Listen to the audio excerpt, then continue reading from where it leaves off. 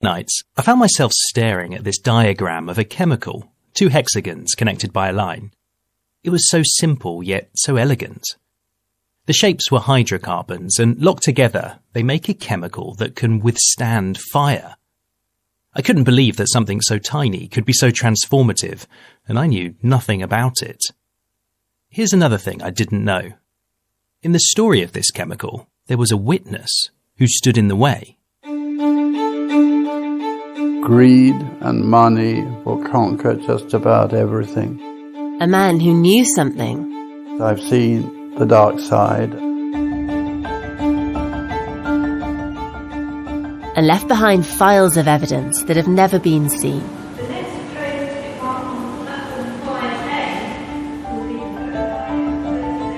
That's how I find myself, rushing to collect his lifetime's work. I'm going to take a turn down a road to an industrial estate with a box of secrets.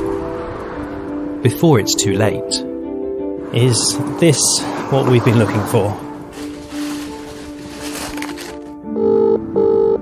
I've got it. I've got them. Just stuffed them all in a bag for life and left. Good. The way all good stories begin.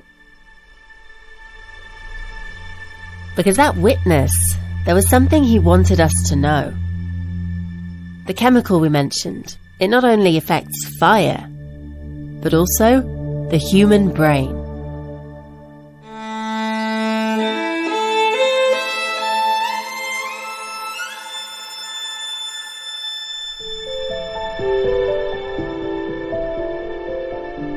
This is Series 2 of Buried.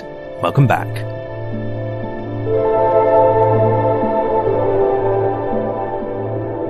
In the first series, we dug into waste crime, but this is a new investigation. The story of a man who stumbled upon a chemical secret. You can't see it. It's a silent killer. Buried in towns across the UK. Horrifying. Horrifying. And the trials of going after the truth. Threatened, beaten up, and forced into a witness protection program. A journey into a chemical with lethal power. How many people are dead? They're all dead? That drags everyone in, even a Hollywood film star. Do you think someone's going to try and kill us? What do those in charge know? Collusion, conspiracy. I'm naming names. And could the witness be right? It's buried, isn't it? But it's going to come back. That it wasn't just him under threat. Just inserting the needle. Trepidation? I mean, it's terrifying. But all of us? We're Dan Ashby and Lucy Taylor, and from BBC Radio 4, this is Buried, The Last Witness. Episode 1, A Box of Secrets.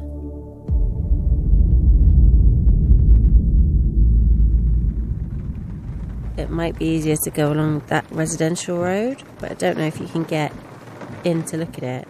Lucy and I are huddled in a car, the rain hammering down, trying to find the place where this all begins. Just pull up that map again, the old map. There's a road that goes down there, look, with some warehouses. This is normal for us.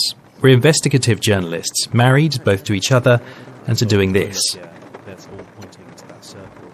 We're in the countryside north of Cardiff, parked up on the side of a single-lane track, and I'm trying to work out if the chemical we're interested in makes it dangerous to get out the car.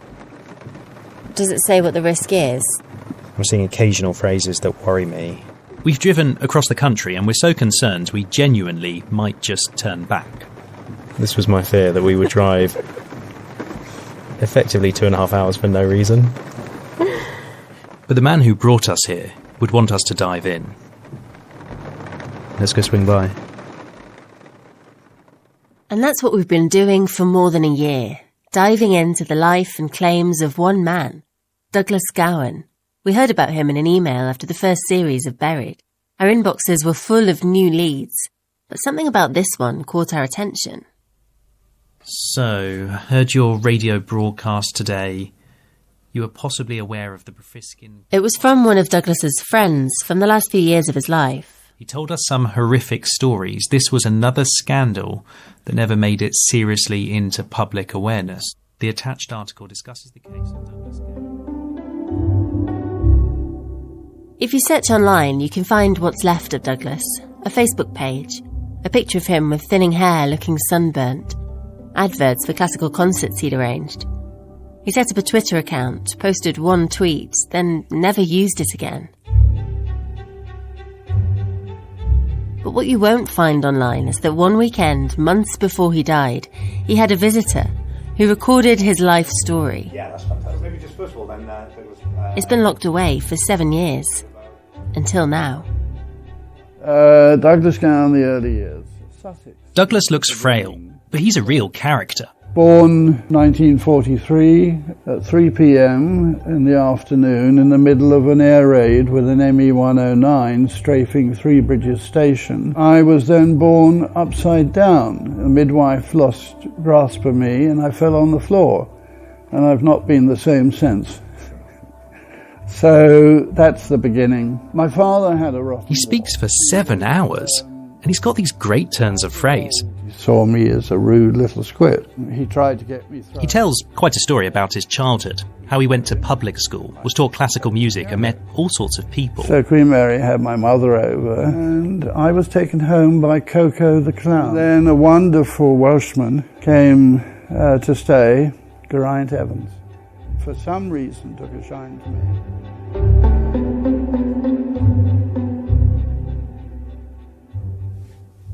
What do you make of him? I think he's amazing.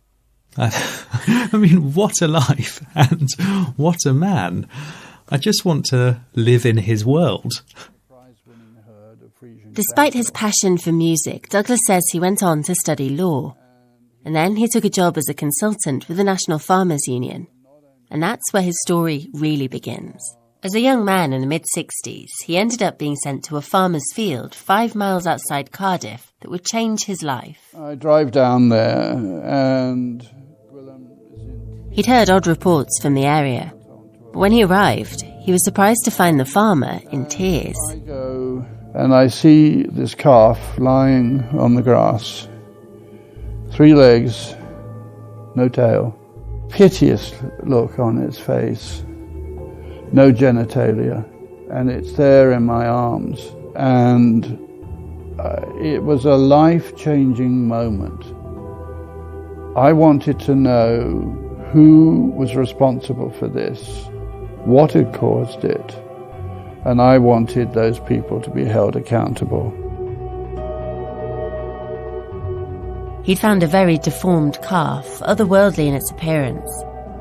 An image that would stay with him for half a century. It's a picture that even today I can recreate very easily and I can dream about. Douglas says he vowed to find out what was going on, and he knew where to start. It wasn't rocket science, and I think that because the farm was next to a landfill, Brafiskin Quarry. Could pollution from the landfill be poisoning the cows? Eventually, he had his answer. He collected samples from the water escaping the landfill and flew them to a laboratory. The scientists were surprised to find a famous fire-retardant chemical. They were looking at the first profiles of the spikes that you get on a graph. And a couple of them said to each other, "Those are PCBs." PCBs. Rolls off the tongue, right? It stands for polychlorinated biphenyls. They're bad, really bad. They cause cancer, and they're so toxic 151 countries later banned them. But back in the 60s, PCBs were celebrated, used in products like paint and paper to prevent them catching fire. They were largely associated with one company, the US chemical giant Monsanto, whose European factory was in Wales. Newport was producing a third of the world's PCBs. They made so much of the PCBs that they had thousands of tons of surplus, and it was being buried in dump sites. Douglas feared the chemical was getting into fields, to cattle, to meat and milk. So as he stood in the lab, looking at those results, a dangerous question formed in his mind. Could one of the world's most celebrated chemicals have contaminated our food? The fires had been well and truly lit.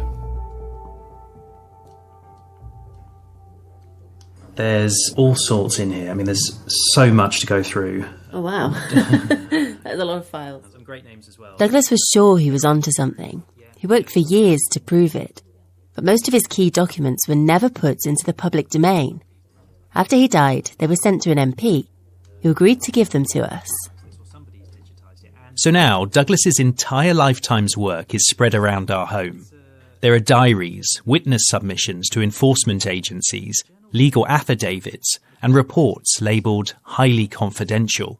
Dossiers are piled up on the carpet. There's so many that I've had to repurpose folders from the attic. Okay, you grab that massive folder behind me. The one that used to have my school certificates in. Yeah. So we can start with the... Douglas file reading has become our hobby. Because I could start late night browsing, especially when Christmas is over. To the point of exhaustion. Really need more sleep. Okay, so submission to the Environment Agency. And annoying losses of focus. So this is worrying because it says... Are you... I'm listening, yeah, no, I'm listening. But gradually, we realised the scale of the story. And I just got really into it. And it's kind of, well, it's very strange. This is incredible. So in this series, we're going to unpack it all, right up to his time in witness protection, where it was reported that he received a threat. He was told he was the last surviving witness. The implication was, if he died, his story died with him. Douglas believed there was a conspiracy to silence him. But in all those files, we also found a prophecy. It was about the PCBs Douglas had discovered. He knew they don't biodegrade. They sustain. They're stable. They sustain. PCBs were the original forever chemicals. It's buried, isn't it? But it's going to come back. He predicted that if the chemicals entered the environment in high enough quantities in the 60s, they would spread, quietly, like sleeper agents. Good evening. The first men on the moon lifted off on the first stage of their journey home an hour and 6 minutes ago. The stars and stripes... Ignored by history. He answers himself that he doesn't know whether it's temporary or permanent. That's the truth. Has this got anything to do with John Lennon has teamed up with Yoko Ono? No. As the decades passed... Punk rock, for many people, a bigger threat to our way of life than Russian communism or hyperinflation. Attacked the Falkland Islands yesterday and established... There will be an assembly for the good governance of Northern Ireland. And the British technology, which could fail when the clocks change to the year 2000. Ian Paisley sitting down with Jerry Adams, committing himself... Until, in some distant year, they would have built up enough to wreak havoc. Earlier today, I spoke with His Majesty the King to request the dissolution of Parliament. The King has granted this request. Is that time now? There's an obvious place to begin our investigation. That 7-hour interview, his final testimony. Next time, who recorded it and kept it secret for so long? Well, here's a twist. It was the actor, Michael Sheen. I remember us sitting there looking at it going, do you think someone's going to try and kill us? Buried, The Last Witness is a Smoke Trail production for BBC Radio 4. You can listen to the whole series on BBC Sounds. Music, radio, podcasts. One day, not long after I'd arrived in London, I walked into a McDonald's and no one could understand me when I asked for milk. That's the actor Michael Sheen, and he's talking about being Welsh. Milk. If you can't picture him, you might have seen him play Tony Blair in The Queen or a vampire in the Twilight series. He's won a bag of awards, had a Hollywood career, he's A-list. But he's never forgotten his roots. And we found this online video of him delivering a lecture about Welsh identity to a small but excited town hall audience. Anyway, I suppose that's where it started. The having it reflected back... But then he tells the hall about something different. A Welsh story he says almost no one knows about. It's a story that has been going on for 50 years. The story of Brofiskin Quarry and a man named Douglas Gowan.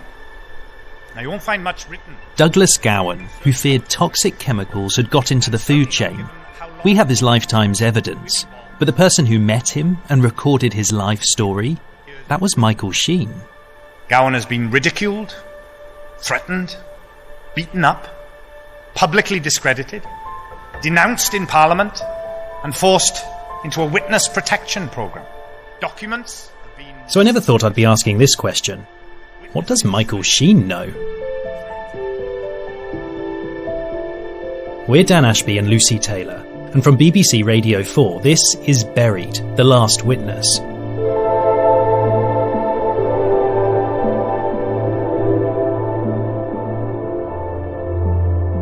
Episode 2, A Hollywood Sleuth.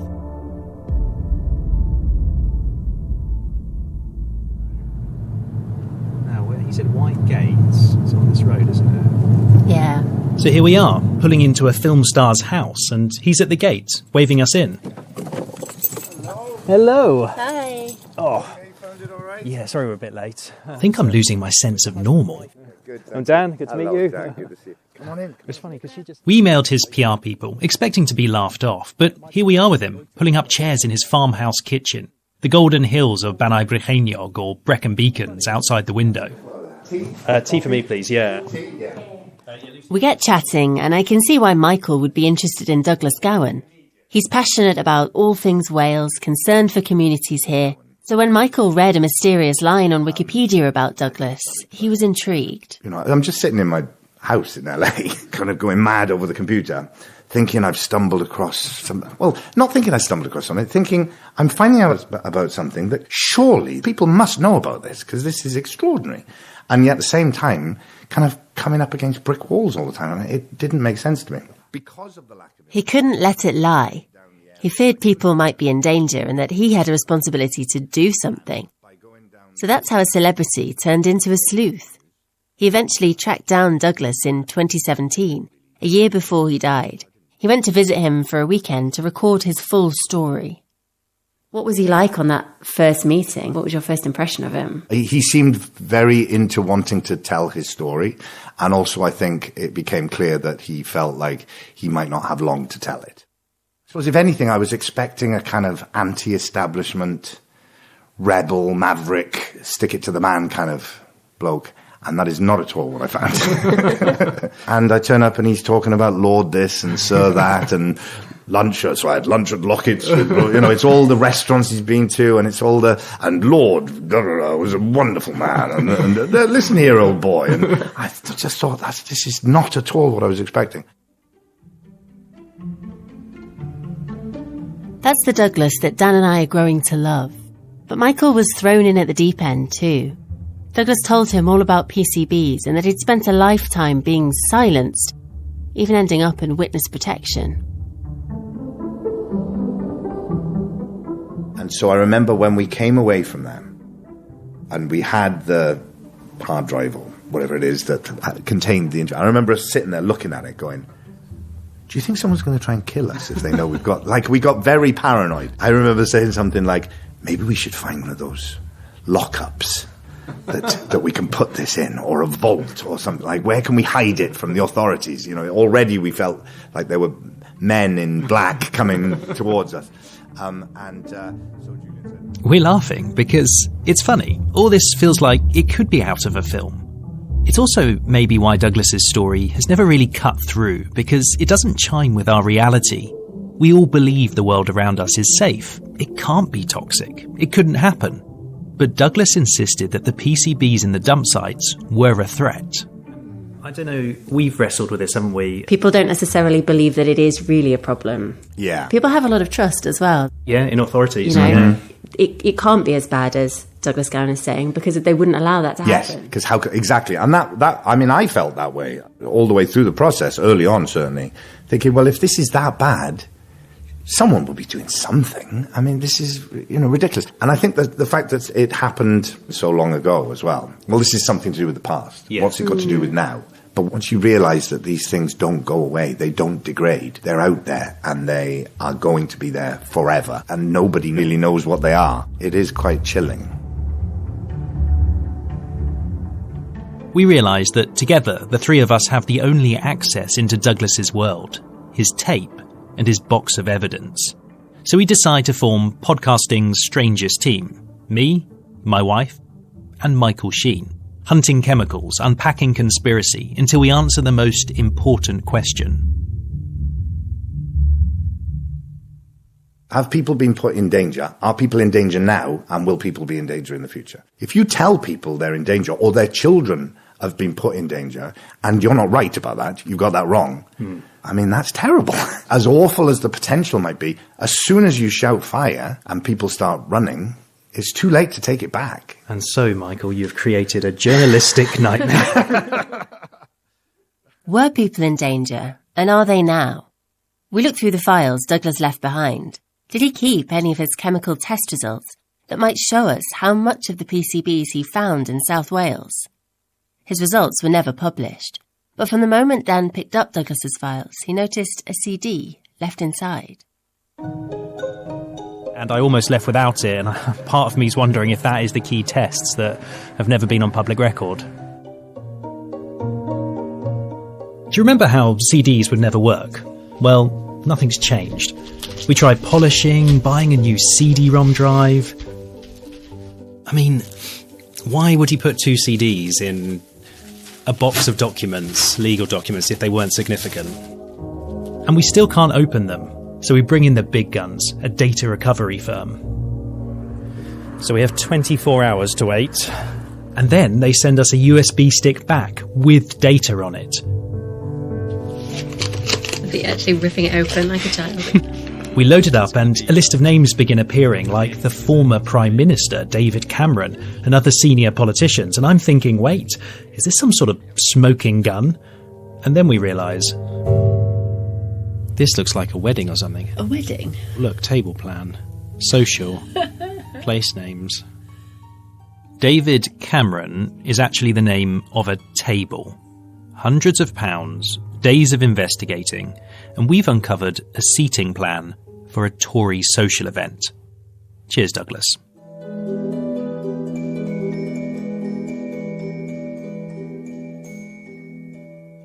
The worst bit? 2 weeks later, we found some of the test results printed in one of his files all along. Hi guys, sorry we're so late. Hi. Douglas's lab results run to 15 pages with tables of numbers and chemical symbols. It's obvious we need help with the science, so we've partnered with the Royal Society of Chemistry, and they've supplied us with a top forensic chemist. My name's Dave Megson. I'm a reader in chemistry and environmental forensics at Manchester Met University. I spend about 3 days a week as a lecturer. We meet in Cardiff, huddling around a small table with Douglas's documents. And I think the chemist, Dave, is a bit surprised we've brought Michael Sheen along too. So how did you get involved in all of this then? It's a strange story really, but I... You can think of Dave almost like a chemical investigator. He can analyse samples of soil, milk or blood and tell you what's inside. He's also laid back, long-haired and matter-of-fact, even about the scariest things. What can PCBs do to us in their worst concentrations, I guess? I mean, ultimately, death can arise from too much PCB exposure. The main way that PCBs affect us is it kind of stops our body producing and repairing and replicating itself, so it interferes with the body's ability to reproduce proteins. I pull out Douglas's chemical sample results from the farm in South Wales back from the early 1970s. They're typewritten and labelled highly confidential. So I just want to read you this. This compares to the minimum level of PCB. And I read out the PCB concentrations that they found in water escaping the landfill. That is a high value. It means there must have been a lot of that chemical around. The confusing thing is that the actual figures sound tiny. Imagine dividing every drop of liquid that they tested into 1 million parts. Only 20 of those parts contained PCBs. And yet Dave says for these chemicals, that's really high. These are super toxic, so you only need a tiny, tiny amount for it to do your harm. So the fact that they're finding up to 20 parts per million. I mean, we're all talking about this quite calmly, but a little voice inside me wants to shout now. That sounds really scary to me. It's a big number as far as PCBs are concerned. Does this make you feel better or worse for what you've heard so far? Worse, yeah, because, everything that I've heard. The lab results confirm our fears that PCBs were escaping the landfill at high concentrations. At the time, there was disagreement. Government tests found lower levels. But Douglas kept going back to the farm to take more samples. He eventually estimated that tens of thousands of tons of waste contaminated with PCBs was buried there. And he says that just by being there, he put himself at risk. I took it in through the air, I took it in through contact with liquids, through the skin pores. Later, he believed they took their toll. His pancreas stopped working, and his immune system too. I'm obviously a bit of a mess. I've got all sorts of problems, of which I think virtually all can be attributed to my exposure to PCBs. I would say for 15 years of my life, if not 20, it's made my life unpleasant each day.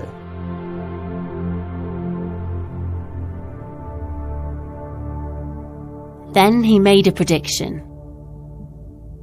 I expect there to be a raft of chronic illness. I won't be alive to see it. No, the probability is I won't see it. But will it happen? I'd bet on it. Douglas was angry because he said PCBs had cost him and would cost many others in the future. But he was angrier still that nobody did anything.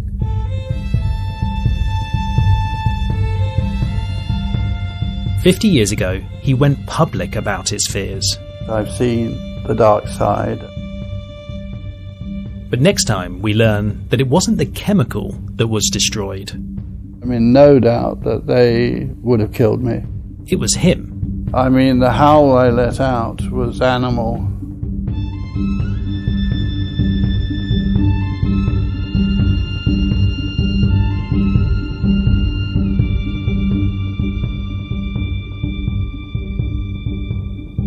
Buried, The Last Witness is a Smoke Trail production for BBC Radio 4.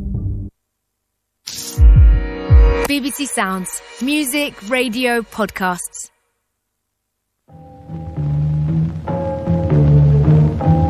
Next time you fly, look around you. You'll see many ways Monsanto made your trip a little bit better. This is one of those grainy TV adverts from the 1960s, and it's not meant to sound like it's from a horror film. It just hasn't aged well. It's by the American company Monsanto, showing off how their products were a big part of daily life.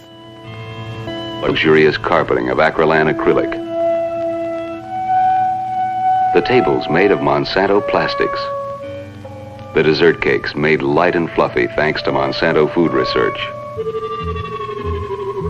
Even the hydraulic fluid that lowers the landing gear is made by Monsanto. But one of Monsanto's most lucrative products was actually a group of fireproofing chemicals called PCBs.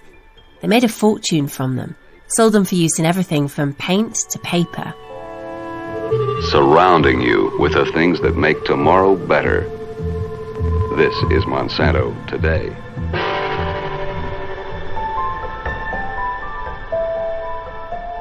But Monsanto had a problem. A young man called Douglas Gowan had said their chemical was a threat to the food chain. It was an explosive claim. Douglas had found his Goliath. We're Dan Ashby and Lucy Taylor, and from BBC Radio 4, this is Buried, The Last Witness.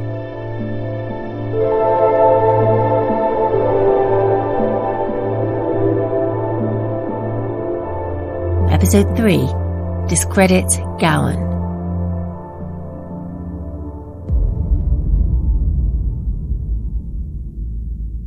Yeah, let's get going. Yeah, sure. I'm going to refer to some notes here throughout the thing, so I won't always be looking at you. Perfectly understandable, since I'm about to grill you on ancient history. The ancient history of the 1960s. Jogs the old grey cells, as Poirot might say, you know. Yeah, this is a mental exercise, as it is. So we've turned all cold case detective, returning to the years when Douglas was investigating deformed cows and feared Monsanto's PCB chemicals could be to blame. We've tracked down one of the few people who remembers him back then, the journalist Peter Pringle. We're talking about late 60s, early 70s, right? Swinging Britain, Beatles, Rolling Stones, Mary Quant, Carnaby Street, and I was a reporter on Harry Evans's Sunday Times, and there was a lot going on. You could be sent to cover the Beatles one day and Cold War conflicts in distant foreign lands the next. New clashes between... It was a time when big businesses like Monsanto were admired for the way they were changing people's lives. It wasn't all plain sailing. The early environment movement was just forming. We had, in America, just had the publication in 1962 of Rachel Carlson's Silent Spring. And businesses faced new pressures. And also heightened public awareness of how industry and new technologies were polluting the environment. But largely, industry was in the driving seat. Monsanto had nearly 70,000 global employees, and in today's money sold $188 million worth of PCBs every year. They had friends in high places. Environmentalists were seen as long-haired hippies, easily dismissed. But not Douglas Gowan. He appeared to be part of the club life in London. And in fact, he was a blue-blood, high-society Tory, a trained lawyer who could out-Mozart anyone, and he had contacts. In high places, one of them, Peter Cadbury of the chocolate family, his interest. The type of friends who could lend him things. And had lent Gowan a helicopter with a pilot to go and look at the quarries. In short, someone like Douglas could be a huge challenge for a company like Monsanto, because he was establishment. By the early 1970s, at least 9 cows had died on the farm he was investigating. And even though Douglas couldn't prove it was the PCBs that killed them, he'd found the chemicals in their flesh. He'd already told Monsanto about it, but they'd dismissed him because they said their tests showed everything was fine. The company said, oh no, he doesn't know what he's talking about, there's nothing to worry about, and the British government said... It was so Douglas Gowan to call the country's top newspaper, the Sunday Times, and its star reporter, Peter Pringle. I found him rather entertaining, even at this early stage in his career, of being more in the mould of the combative American lawyers of the plaintiff's bar, willing to take on the big bad guys. This all takes courage and daring and persistence. There was growing evidence that PCBs were dangerous, but Douglas was claiming something even more serious, that they'd got into the food chain. And when Peter began digging... Obviously, at some point, we saw a preview of this report, and it was a government report, as we said. He realised it wasn't just one contaminated landfill, but a whole network. Which said that the government was looking into 40 tips where noxious chemicals of one kind or another had been dumped, and that they were very proud.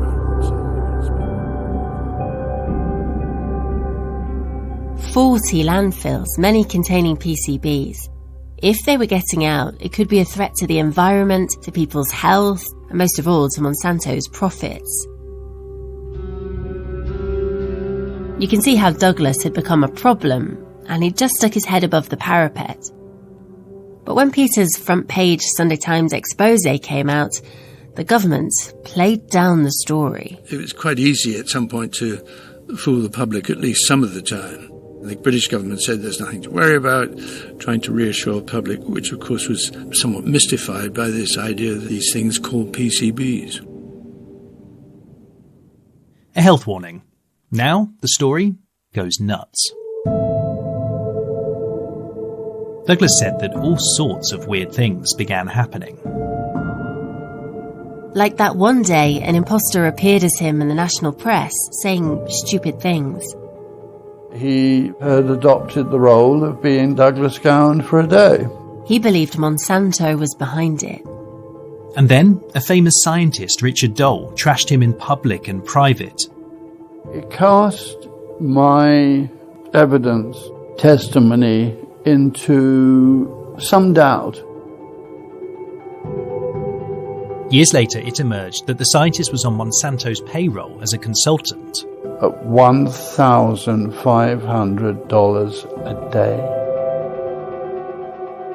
And Douglas claimed one of Monsanto's waste contractors turned on him too, offering him a bribe to shut him up.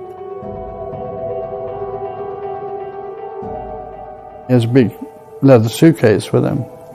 It was full of money. When he turned it down, they allegedly came back again 2 weeks later. I'd been to the opera at Covent Garden. He'd returned home. So I'm going into Hawkins' house entrance. But as he got to the door of his apartment, Men ran out of the alley. I'm just going in, and 4 men came out of the side with steel bars. They started beating him. He collapsed. Now, I was fit in those days, and you wouldn't recognize me. But I don't care how fit you are, 1 against 4 and with arm bars. And I was on the ground, and they were putting the boot in, and they broke 6 of my ribs. Strangers heard his shouts and intervened. His attackers fled, but he believed it was an aborted attempt on his life. I'm in no doubt that they would have killed me.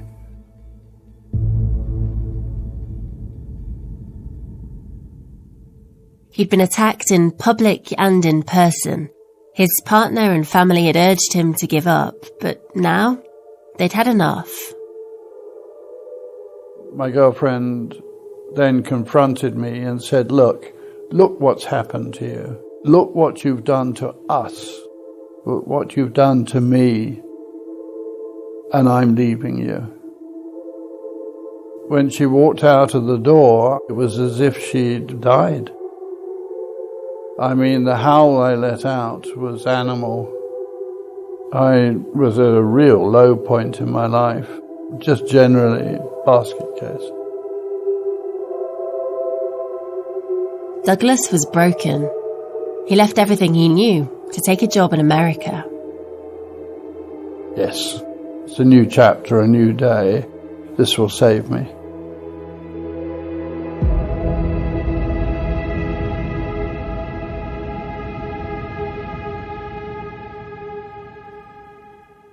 The journalist Peter Pringle ended up getting to know Douglas pretty well. They stayed in touch until Douglas died.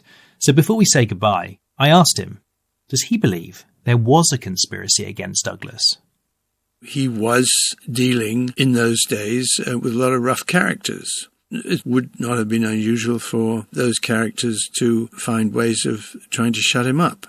I can't be sure about it because I don't have any evidence of it, but it sounded plausible. That's all I can say. Do you mind? There's my notebook somewhere behind you. We're back in our lounge, Douglas's documents everywhere, and I'll admit, Douglas has stressed us out. Lucy is pacing around, trying to find her notebook, but she's opening and closing drawers quite fast.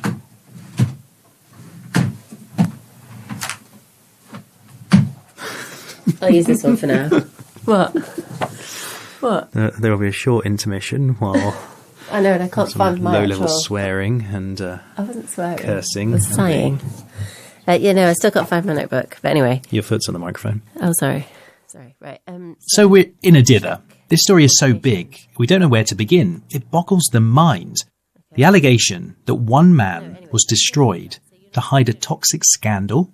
I've been thinking about it, and, Douglas Gowan, you could say, is one of Britain's first forever chemical whistleblowers.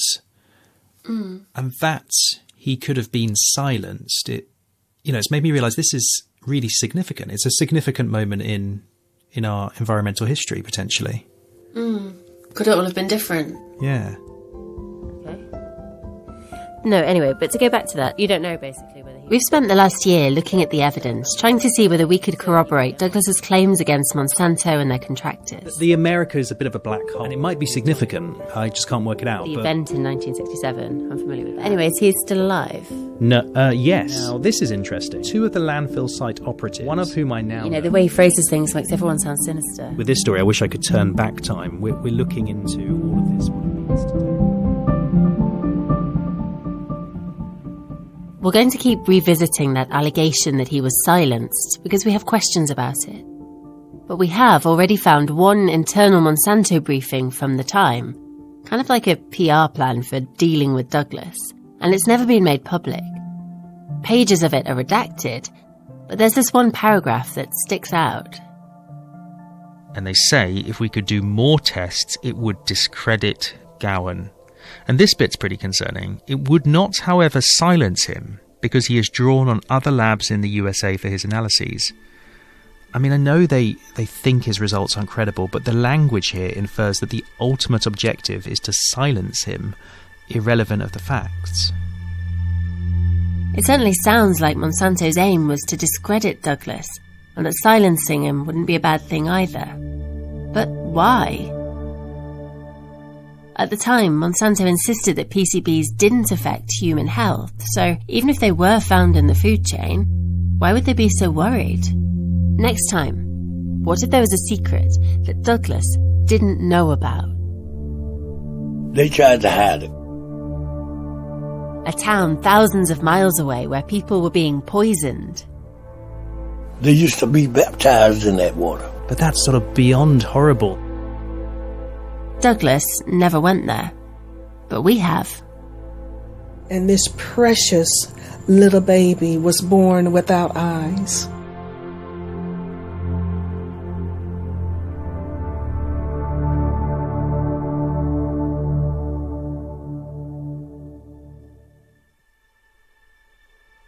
Buried, The Last Witness is a Smoke Trail production for BBC Radio 4. You can listen to the whole series on BBC Sounds now. BBC Sounds. Music, radio, podcasts. Here we are. All right now. So far, we've seen this story through the eyes of Douglas Gowan. But back in the 70s, there was something else that Douglas didn't know about. A town 4,000 miles away where his worst fears were already coming true.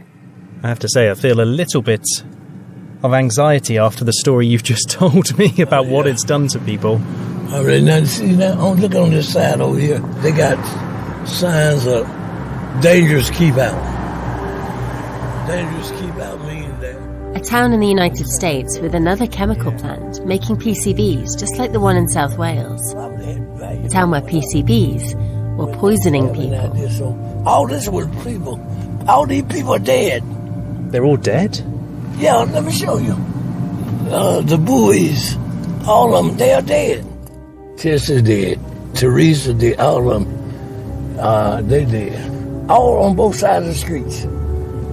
Everybody dead.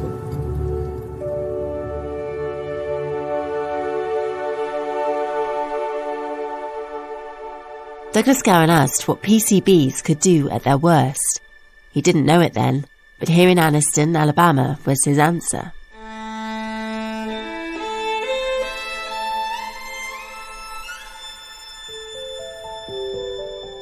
We're Dan Ashby and Lucy Taylor, and from BBC Radio 4, this is Buried, The Last Witness.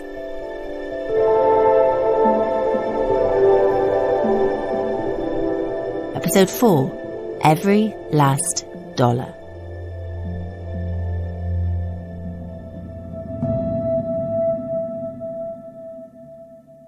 I was born here in Anniston, 1951. We get back to Dave Baker's house, a wooden bungalow with an American flag in the front garden and old TV programmes blaring inside. He's in his 70s now, but there's something youthful about him in his baseball cap and tracksuit. What's with the bow and arrow on the wall? I hunt. Oh, you hunt? Ah, yeah. Well, what do you hunt? Deer and rabbits. With a bow and arrow? Yeah. Dave grew up here, and it's a close-knit community. He starts telling me old stories, and I can imagine him as a kid with his little brother Terry, picking fruit, swimming in the creek, and yes, hunting rabbits. It sounds like quite a nice community to grow up in, the people and the sense of community. Yeah, it is. It's a hell of a community. Oh, yeah. But even as a child, he remembers seeing some disturbing things. We see squirrels over there with 2 heads. 2-head squirrels. At the time, no one in the town attributed it to the chemical plant run by Monsanto. But it turns out that factory was making PCBs, and in such quantities, they were drifting in the air, clinging to the dust. Were the PCBs getting into people's homes? At night and day, it would seep through the windows. And it would land on the coffee table, on the furniture in the house. My mother had to make sure that she washed the pans and stuff that wasn't covered. Did she know that there were PCBs in the dust then, or was she just being careful? No, we knew it was something that we didn't like because it used to stink. The odor of that stuff used to run everybody almost crazy. It would smell like 20-day-old collard greens and cabbages mixed together. And people had concerns, but this was a time of racial violence and segregation, and Dave and most of his neighbours here are black. They felt they didn't have a voice. What were Monsanto saying? What were they saying to you? No, they didn't say nothing. But were they saying to people, these are harmless, don't worry about our chemicals? What were they saying at the time? No, they tried to hide it. Monsanto was pumping the chemicals into the ditches and sewers, where they would flow into the town's river. And there's more. It was dumping its waste chemicals into an open landfill pile in the neighbourhood, including thousands of tons laced with PCBs. People would later find out that those toxic chemicals were seeping out, spreading slowly into homes and schools and streams, and the people had no idea. They used to be baptized in that water. They used to be baptized in that water. And what happened over the years, all of them dead now. They're all dead? They dead. Yeah, because the whole family, they gotten baptized, and it was a process that was so dangerous. But that's sort of beyond horrible, that this process where they think they're getting renewed, which is baptism, they're actually being poisoned. In a sense, and they were poisoned. They were getting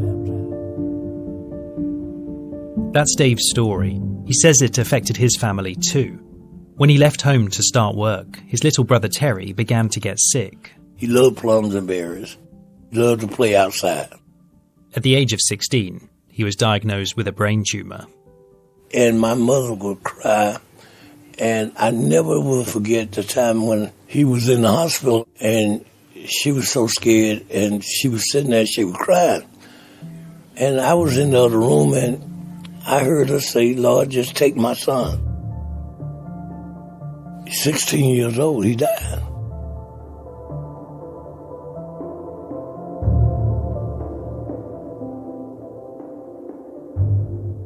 When Terry died, the people of Anniston didn't know that PCBs could do them harm. But across an ocean, Douglas Gowan was just beginning to ask questions. The fires had been well and truly lit. But what did Monsanto know? Much later, a lawsuit forced the publication of hundreds of their internal memos. They're confidential. One of them even says read and destroy like something out of a Bond film. The memos show that Monsanto knew PCBs could harm humans and knew that they were a worldwide environmental problem. They even found off-the-scale levels of PCBs in Anniston's food supply, but they decided that stopping all production would cost too much money, so they kept selling until a ban came in. One memo has a note scrawled on it, "Sell the hell out of them." The manager warns they can't afford to lose $1 of business.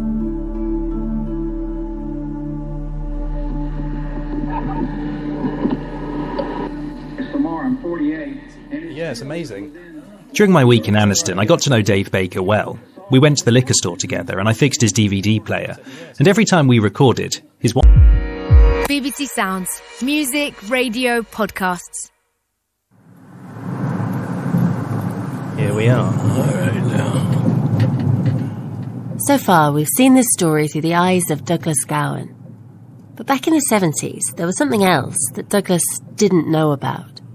A town 4,000 miles away where his worst fears were already coming true. I have to say, I feel a little bit of anxiety after the story you've just told me about what it's done to people. All right, now see, now look on this side over here. They got signs of dangerous keep out. Dangerous keep out means that. A town in the United States with another chemical plant making PCBs just like the one in South Wales. A town where PCBs were poisoning people. All this was people. All these people are dead. They're all dead? Yeah, let me show you. The buoys, all of them, they are dead. Tessa dead. Teresa dead. All of them, they dead. All on both sides of the streets. Everybody dead.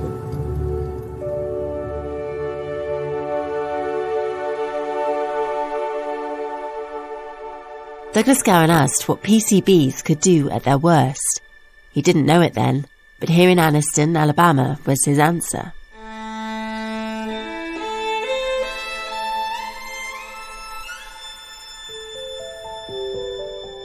We're Dan Ashby and Lucy Taylor, and from BBC Radio 4, this is Buried, The Last Witness.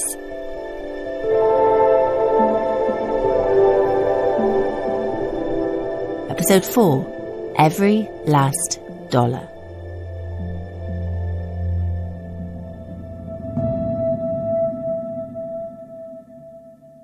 I was born here in Anniston, 1951. We get back to Dave Baker's house, a wooden bungalow with an American flag in the front garden and old TV programmes blaring inside. He's in his 70s now, but there's something youthful about him in his baseball cap and tracksuit. What's with the bow and arrow on the wall? I hunt. Oh, you hunt? Oh, Yeah. Well, what do you hunt? Deer and rabbits. With a bow and arrow? Yeah. Dave grew up here, and it's a close-knit community. He starts telling me old stories, and I can imagine him as a kid with his little brother Terry, picking fruit, swimming in the creek, and yes, hunting rabbit. It sounds like quite a nice community to grow up in, the people and the sense of community. Yeah, it is. It's a hell of a community. Oh, yeah. But even as a child, he remembers seeing some disturbing things. We see squirrels over there with two heads. Two-head squirrels. At the time, no one in the town attributed it to the chemical plant run by Monsanto. But it turns out that factory was making PCBs, and in such quantities, they were drifting in the air, clinging to the dust. Were the PCBs getting into people's homes? At night and day, it would like sick through the windows. And it would land on the coffee table, on the furniture in the house. My mother had to make sure that she washed the pans and stuff that wasn't covered. Did she know that there were PCBs in the dust then, or was she just being careful? No, we knew it was something that we didn't like because it used to stink. The odor of that stuff used to run everybody almost crazy. It would smell like 20-day-old collard greens and cabbages mixed together. People had concerns, but this was a time of racial violence and segregation, and Dave and most of his neighbours here are black. They felt they didn't have a voice. What were Monsanto saying? What were they saying to you? No, they didn't say nothing. But were they saying to people, these are harmless, don't worry about our chemicals? What were they saying at the time? No, they tried to hide it. Monsanto was pumping the chemicals into the ditches and sewers, where they would flow into the town's river. And there's more. It was dumping its waste chemicals into an open landfill pile in the neighbourhood, including thousands of tons laced with PCBs. People would later find out that those toxic chemicals were seeping out, spreading slowly into homes and schools and streams, and the people had no idea.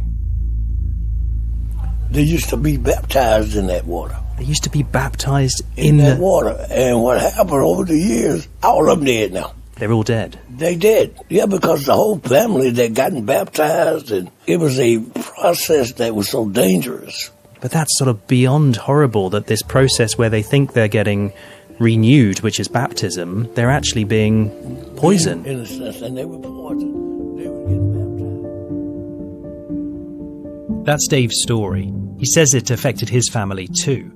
When he left home to start work, his little brother Terry began to get sick. He loved plums and berries. He loved to play outside. At the age of 16, he was diagnosed with a brain tumour. And my mother would cry, and I never will forget the time when he was in the hospital, and she was so scared, and she was sitting there and she was crying. And I was in the other room, and I heard her say, "Lord, just take my son." He's 16 years old. He died.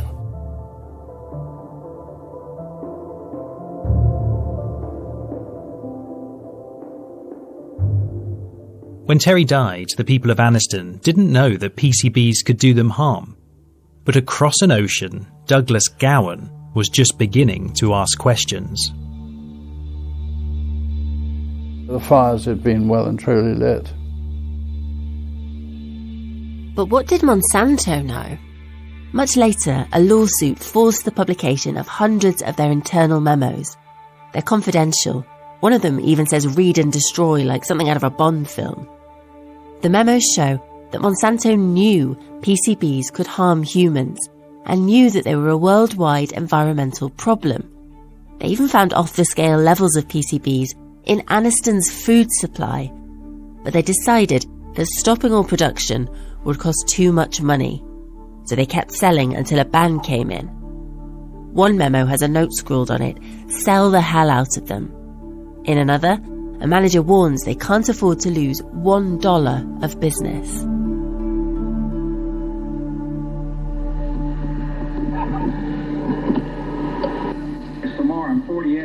Yeah, it's amazing. During my week in Anniston, I got to know Dave Baker well.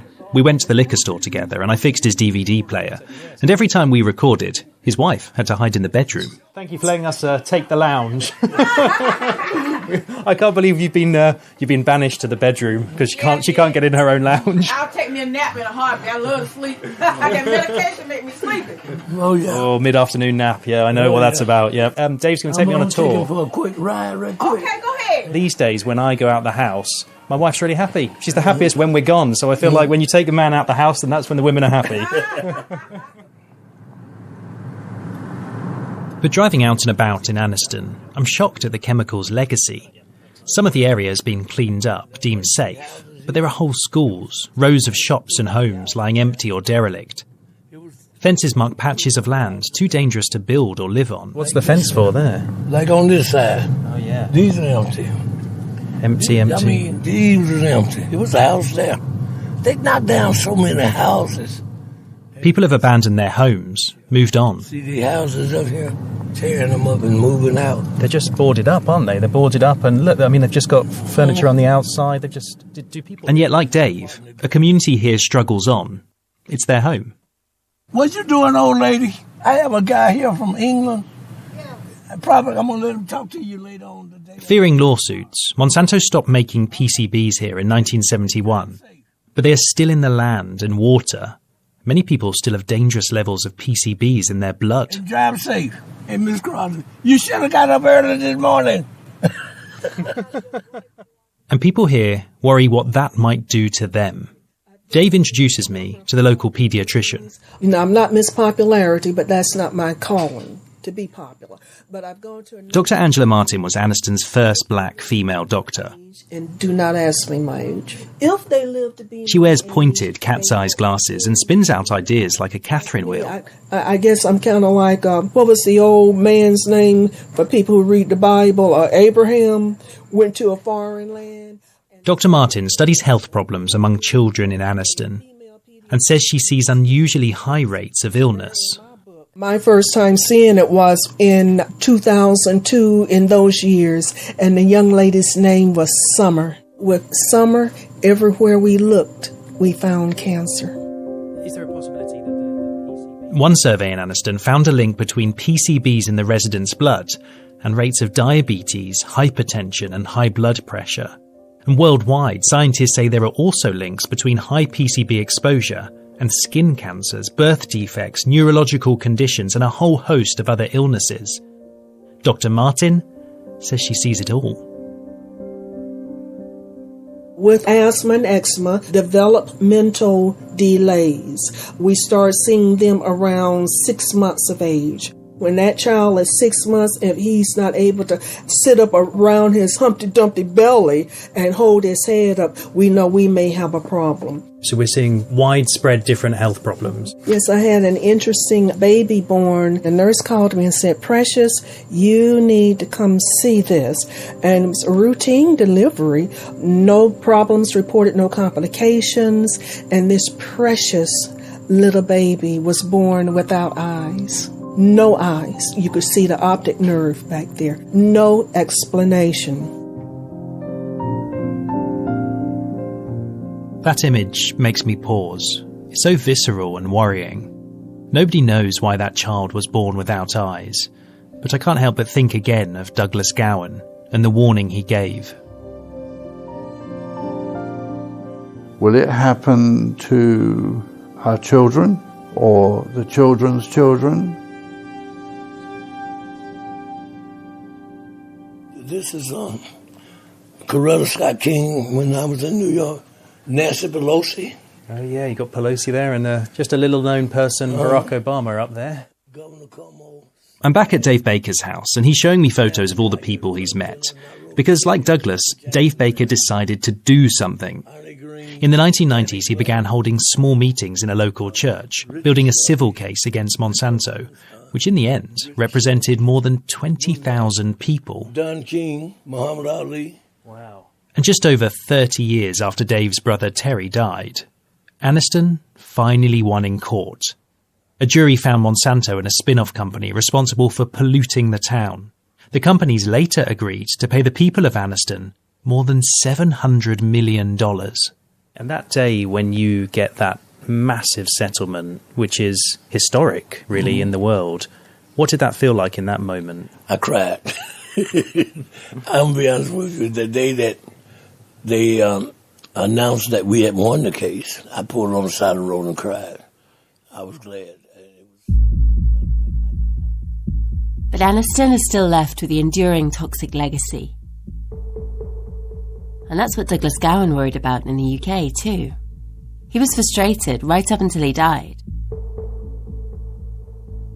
Because he said there were still more than a dozen landfills with significant levels of PCBs in them.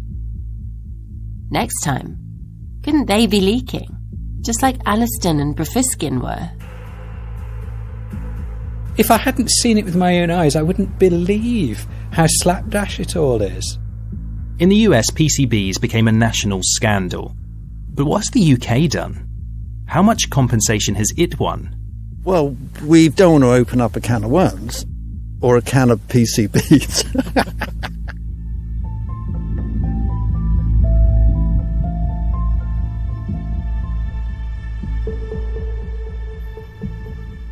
Buried, The Last Witness is a Smoke Trail production for BBC Radio 4. You can listen to the whole series now on BBC Sounds. BBC Sounds. Music, radio, podcasts. I'll do a bit of a hedgerow peering here. It's a field. We can drive around. From the outside, I look like an everyday criminal. I'm loitering in what is now an expensive housing estate in South Wales, peering through gaps in a fence at a small private field. What's more surprising for any of the residents watching is that so is the famous actor, Michael Sheen. It's hard to describe where we are. We are standing just outside people's houses on a sort of a grassy verge with beautiful trees forming a kind of a fence almost, and we're looking through a little gap in it. The reason Michael's freaked out is that we finally retrace Douglas Gowan's steps to the disused Brofiskin landfill, where Douglas once found deformed cows. Oh my God. There you go, that's it. That is the site of the quarry. Yeah. Where tons of PCBs were dumped. Brofiskin is one of the most contaminated pieces of land in Great Britain, and it does feel jarring to see houses built so close to it. In America, billions of dollars have been paid to communities affected by PCBs. But in Britain, well, Douglas said it best. You say PCB to somebody in the UK, they look at you and say, is that the name of a new sports club? The horrors of Aniston, Alabama are not going to be repeated here, because we haven't allowed so many toxic PCBs to be poured all over one town. But the UK was one of the world's biggest producers of PCBs, and they were dumped all over the country. And how much have you heard about them? Or to put it another way, are the authorities still ignoring Douglas to this day? I can't believe it. It's like looking through the wardrobe into Narnia. It's so odd. We're Dan Ashby and Lucy Taylor. From BBC Radio 4, this is Buried, The Last Witness.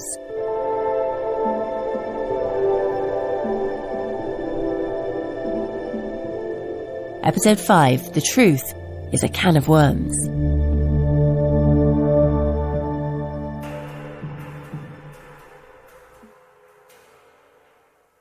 It's kind of remembering that he doesn't have any information at this point. He doesn't even know that it's... Michael and I are trying to get to the landfill when an older man strolls nearby in a tweed cap and practical waistcoat. Can I ask who you are? You're perfectly excited. Yeah, I specialise in environmental journalism. Interesting. And I'm making a series for BBC Radio 4. Well, this is obviously interesting. obviously, I'm a bit worried about telling him that we're looking into toxic chemical sites because I don't want to scare him, but he reads my mind. It's obviously extremely worrying for the people living here. Yeah. Well, beware of that you could be opening up a can of worms. Yeah, I know that. And that might cause a lot of trouble. Yeah. See, so you need to be careful. Michael's next to me, and he's wearing a low-slung, thick, woolly hat. He's so obviously still Michael Sheen, but the disguise appears to have worked. The people who do live in this area do have concerns. It is a sort of a present thing for them. Well, obviously, if I was a resident here, I would play it down, because obviously I wouldn't want my property prices to be affected. So I would say that... It's such a British reaction to a toxic chemical in the neighbourhood, to worry about how it affects house prices. But then the man says something that surprises me. As it all goes into the river down there, the river cleans... He's saying that the site that Douglas warned about, Brofiskin, may still be leaking. And then, to our surprise, he leads us straight to it. Hang on a minute, what are we on now? Is this the quarry? Suddenly I'm panicking. Are we wading through PCB chemicals? Oh, the quarry's now, okay. But I gather that we're not when I see the old PCB landfill through a fence and a dirty stream beneath it. This ought to be clean. That's not clean. Well, I don't know what it is, but I don't know whether that's toxic or not. Yeah, that shows the signs of toxicity to me. Well, I was assured it's all okay. I said, oh, okay, fine. But I must admit... That doesn't look good. Well, I wouldn't go out swimming in that. Exactly. I wouldn't go paddling in that. It makes me wonder, what are we doing about PCBs today? Thank you. Anyway. Thank you for being our dystopian tour guide. Thank you very much. Thank you. Right, Cheers. best nice luck. to meet you. I know nothing. I know nothing. Well, we don't want to open up a can of worms or a can of PCBs.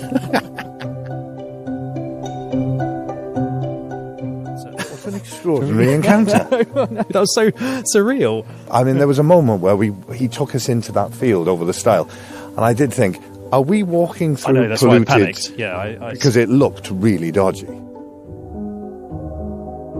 And I kept wanting to go, why are you here?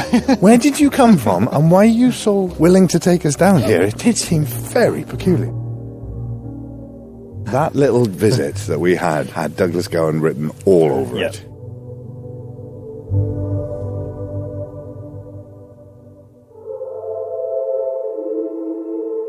And it's buried, isn't it? But it's going to come back. So what's happened in that half a century since Douglas first raised the alarm here? Monsanto stopped making and dumping PCBs in Wales in the 70s, and today it no longer exists.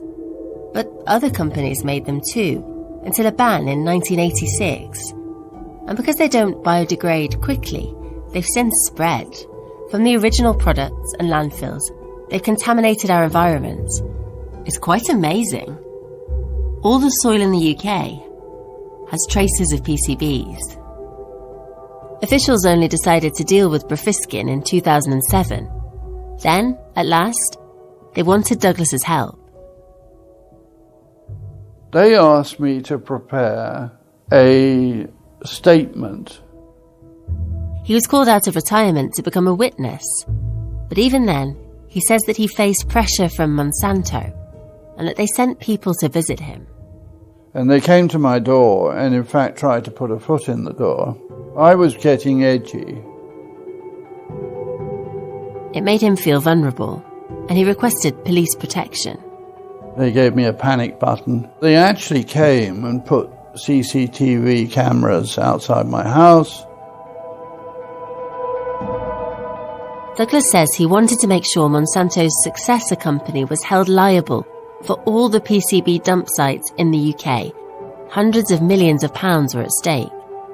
But in the end, the British authorities focused on cutting a deal. Monsanto helped pay a little to fix Brofiskin and make it safe, and authorities say it still is safe today. But the deal made clear that Monsanto didn't accept blame. Douglas was furious. From then on, he felt like the authorities were on the polluter's side, and the other toxic PCB dump sites had been forgotten. There was an attempt to completely whitewash the situation. It was outrageous what occurred.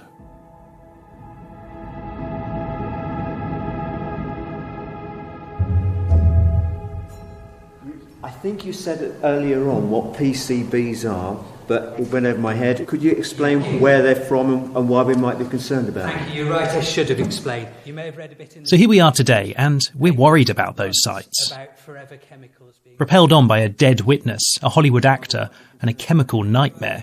No wonder we've ended up in front of a vicar. Polychlorinated biphenyls are the original forever chemical. Over the last month... The Reverend Paul Cawthorne is hosting this public meeting in Herefordshire. He has bright eyes and an ever-present smile, and he's been looking into Britain's PCB chemical legacy for 20 years. After the meeting ends, we catch up with him.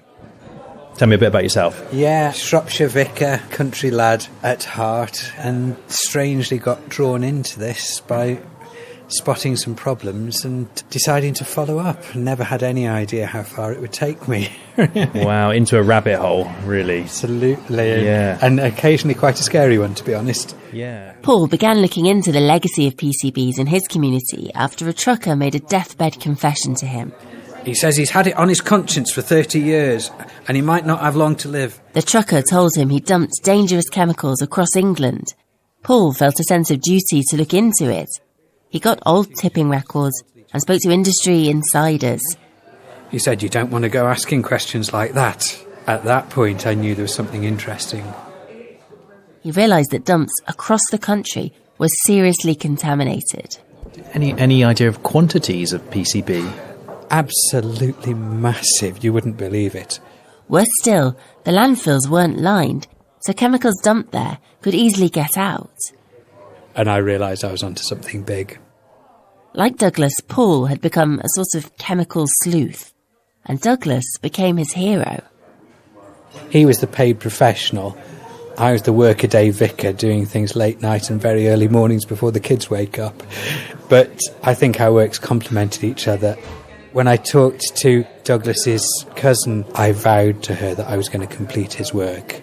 That you're going to finish what he started, effectively? Yeah, and that evening I WhatsApped my brother and said, I've decided what the biggest piece of work I'm going to do in my life is. It might not look it now, but you'll see. Exposing PCBs? Yeah, and then...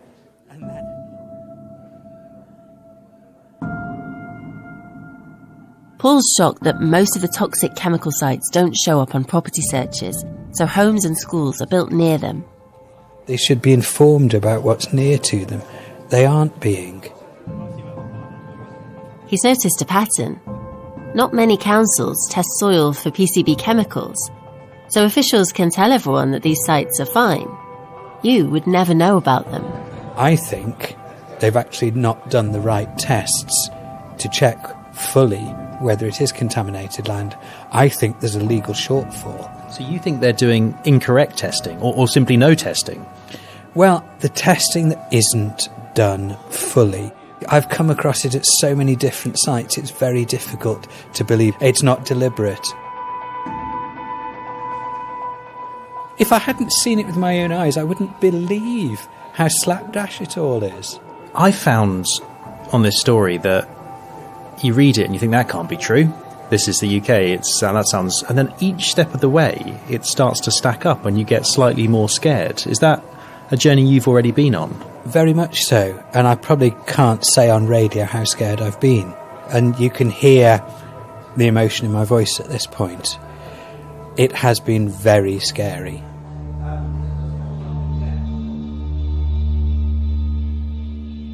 We put Paul's allegations to the councils and regulators concerned. The Welsh regulator said in most cases it's the council's job to sample, and the English regulator said it tests when councils request it. One council refuted the allegation and said they've upgraded their testing, but another said they don't do any at all. And across the board, testing only happened after an incident was reported. According to one independent investigation, there are 18 PCB sites across England and Wales, and we have no idea what checks are being done on them. That's why this story always ends in mystery, in silence, in a shrug, in Douglas being forgotten. Except this is buried, right? And we like digging. So next time we go on the hunt for PCBs ourselves. When they were actually installing it. Yeah, I'm sorry to cut the interview, but I do think we should go. I don't want to be here, and I don't want you to be here either. And with help from the Royal Society of Chemistry, we test soil in towns and villages across the country. And we're shocked at what we find. They were so high, they blew the top off our scale. It's literally off the charts. Douglas hasn't quite been silenced yet. Buried, The Last Witness is a Smoke Trail production for BBC Radio 4. You can listen to the whole series now on BBC Sounds. BBC Sounds. Music, radio, podcasts.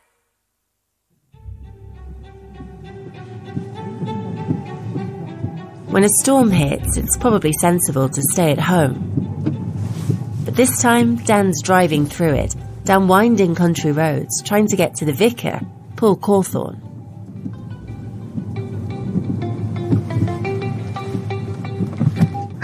Hi Paul, so I've gone the wrong way and I got stuck on a treacherous road, but I'm out. I'm out now. I've obviously got up the wrong contact. Paul wants us to see something, and it has to be now.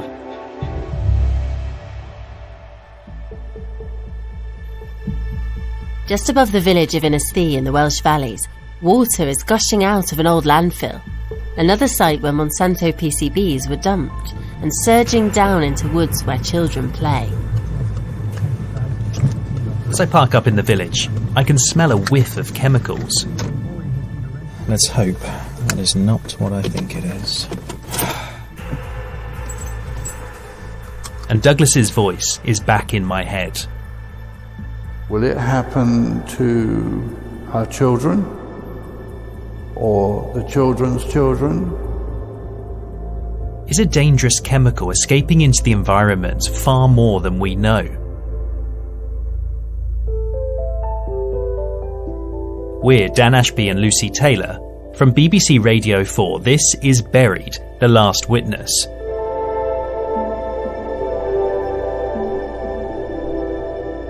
Episode 6, Off the Scale.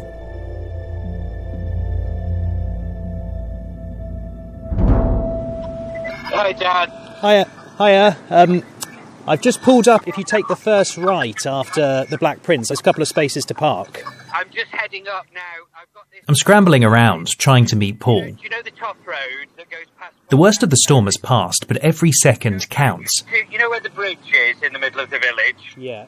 Opposite there. Because this is the time to test for toxic PCBs, to see if all the rain has flushed them out. Okay. Swing the car around the corner to the local pub. And there he is. But his face, hands and chest are covered in fluorescent pink liquid. It's like he's been in a paintball fight. How are you doing?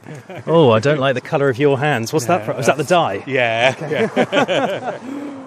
He's dropped dye into the landfill so we can track where the water is leaching out and make sure we test in the right place. We dive inside the pub to make a plan. As if all this is not surreal enough, I'm now trying to make sure any chemicals out there won't hurt us, while pensioners eat breakfast to the sound of power ballads. So, now, just from a dynamic risk assessment point of view, is there a potential there to get... In between, Paul fields calls from his congregation back in Shropshire. Lovely. Okay, thanks, Tish. Okay, bye. We're starting to get a few looks, but I'm not sure what to say. I'm sitting with a dye-stained vicar, plotting tests of potentially toxic soil, while he deals with the politics of the local church Christmas tree. And if anybody asks, it's absolutely standard to have it because Epiphany is the first culmination of the Christmas season. And it actually goes through to Candlemas, which is on the 2nd of... Eventually, we firm things up on the PCB front. Where would be the best place to... We're going to take samples of soil from the public woods just beneath the landfill, where people walk their dogs and kids go to play. In theory, our tests shouldn't find anything. We're amateurs, and we're only testing a few tiny bits of mud. but we have to play it safe and wear protective clothing just in case. Just getting my mask on, so I might get more muffled. It's very reminiscent of COVID, but with the goggles and gloves and everything, it's more kind of biohazard apocalypse film. We walk into the woods and Paul points at the path. So this is directly what's coming out of the toxic leachate stream. Straight next to where people walk. This is the public path here, and this is the stream. In fact, they cross. Look. Yeah, why have they got stairs there? We find a den made by kids and scoop some of the mud for testing. But as we go a bit further up, there's an overpowering smell. We're on a public road here, and this is horrendous. What's going on? I try to keep going, but it makes me feel a bit nauseous. Okay, let's not stray too far. Paul is trying to say something about a new fence. I turned up when they were actually installing it. Yeah, I'm sorry to cut the interview, but I do think we should go. Yeah. I think we should go and do this somewhere else. I'm sorry to say, but I don't want to be here, and I don't want you to be here either.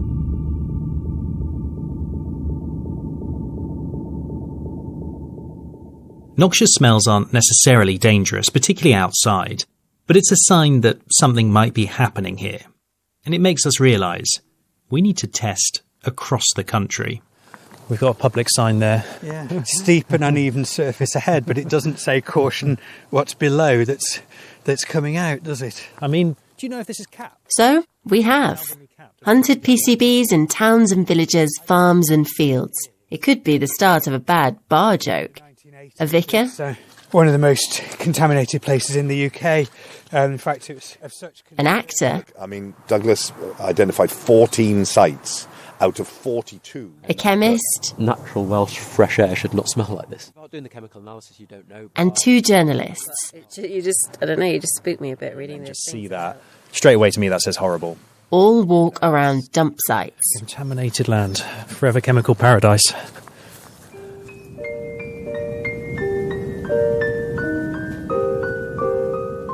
But sadly, it's not a joke.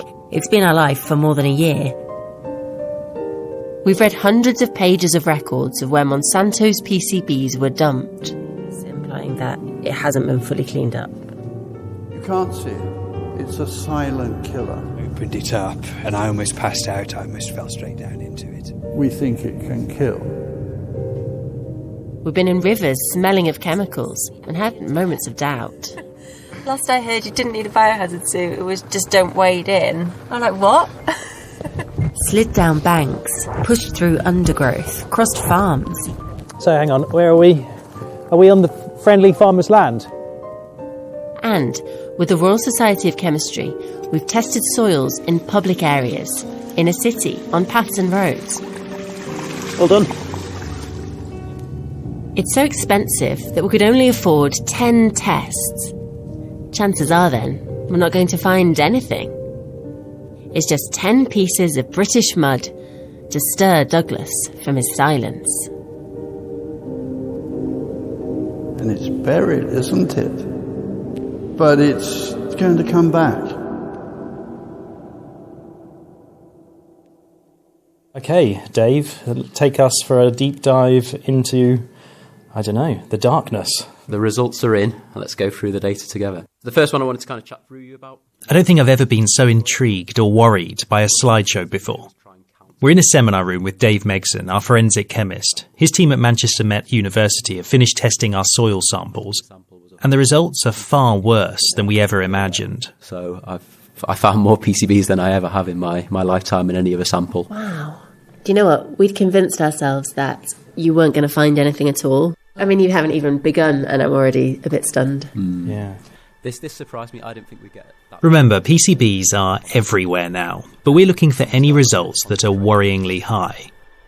3 of our samples were not worrying, but the other 7 have higher concentrations of PCBs than any recorded by the Environment Agency in their only survey of England and Wales. It's considerably exceeding them.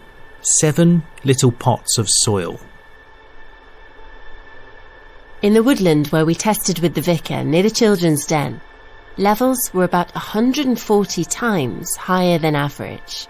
I think this definitely warrants further investigation. On a road in Rhondda Cynon in South Wales, it was worse. In the road drain, about 150 times higher. 150 times higher.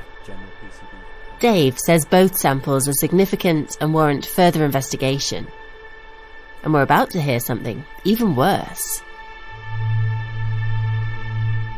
The Alvanley sites, you get into over 1,000 times higher.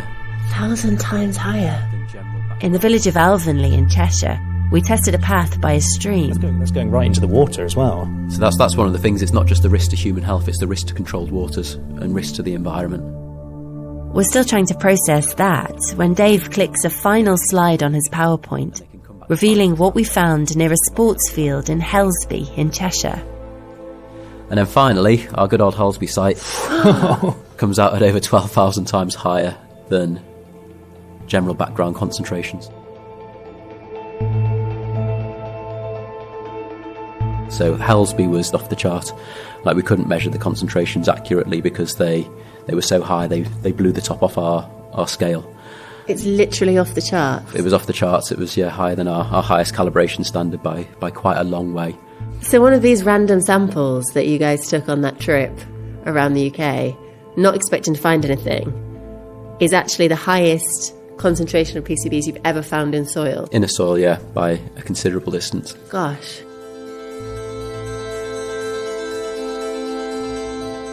But just to contextualise Helsby, the worst one, is it dangerous to handle that piece of soil without gloves? I wouldn't like to. The main risk is that unseen risk, the chronic risk, the increased risk of getting cancer over your lifetime. And would it be dangerous for a dog drinking from that pool? Again, yeah, not great at all for that dog. You can imagine somebody throwing a ball, that going down into the ditch, the dog running down and having a lick out of the ditch and getting the mud all over themselves from that ball and bringing it back into the house, and then you're exposing everybody in the household to it. A word of caution. Our results don't necessarily mean that people's health will be affected. We'd need more data for that, including more tests, and an assessment of how exposed people would be in each site. So we've written to all the councils involved. That children's den in the woods in Innisfree, the council says it's safe, because they too tested and got lower results than us. And part of the woodland is now fenced off too. But the regulator told us the council is a repeat offender and is under notice, and they're so concerned they're going to test fish in the local river. On the road in Rhondda Cynon where we found PCBs flowing into a drain, the regulator told us they're investigating there as well, and are working with the private owners of a former landfill nearby. In Alvanley in Cheshire, where we found much higher concentrations, the council is now reviewing the site as a priority. They've called in specialists and set up a dedicated webpage. And in Helsby in Cheshire, the results that made us gasp, our findings came as news to officials, and they've asked us to share our data. It is worrying, though, that we found higher levels of PCBs than any council knew or has ever been made public.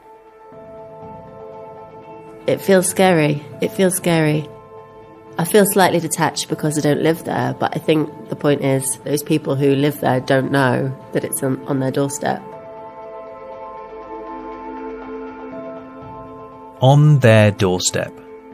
I've been thinking about that a lot, wondering if I've walked or played in soil that's heavily contaminated, brought it back home. But then I began thinking about that storm, how it washed up PCBs from the landfill. And of course, that means they could also wash into rivers, into the sea, and make their way into animals. Next time, how much harm are they doing? Douglas didn't stop at soils. He had a scarier question. How much of this toxic chemical is in our food? It's terrifying to know that this is the culmination of it. What they said would happen is happening now.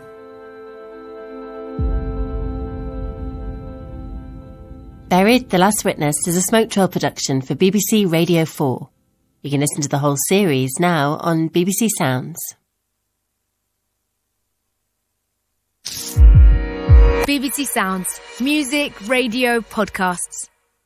Hi Dan, it's Michael here. There are some phone calls that you'd really rather not answer. Just to let you know, I woke up this morning, I felt really rough. I've had...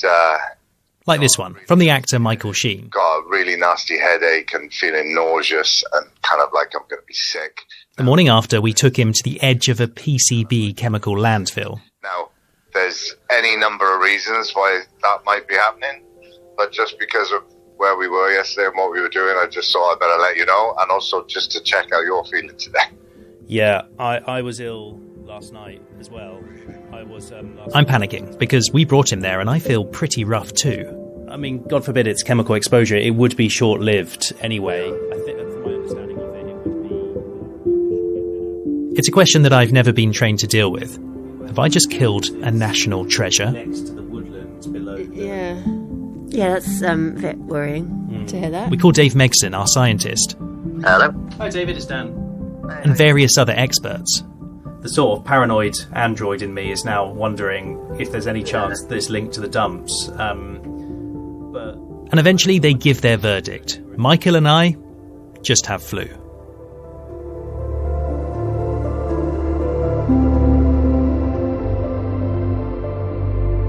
But do you want to know something scary? Michael wasn't completely paranoid. There has been a rise in some illnesses across the UK, and some scientists say something out there is causing it. One of the prime suspects? A toxic chemical that's been hiding and is now doing its worst.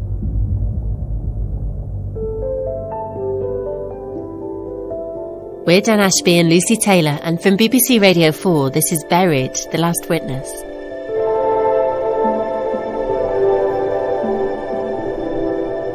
Episode 7, On Your Plate.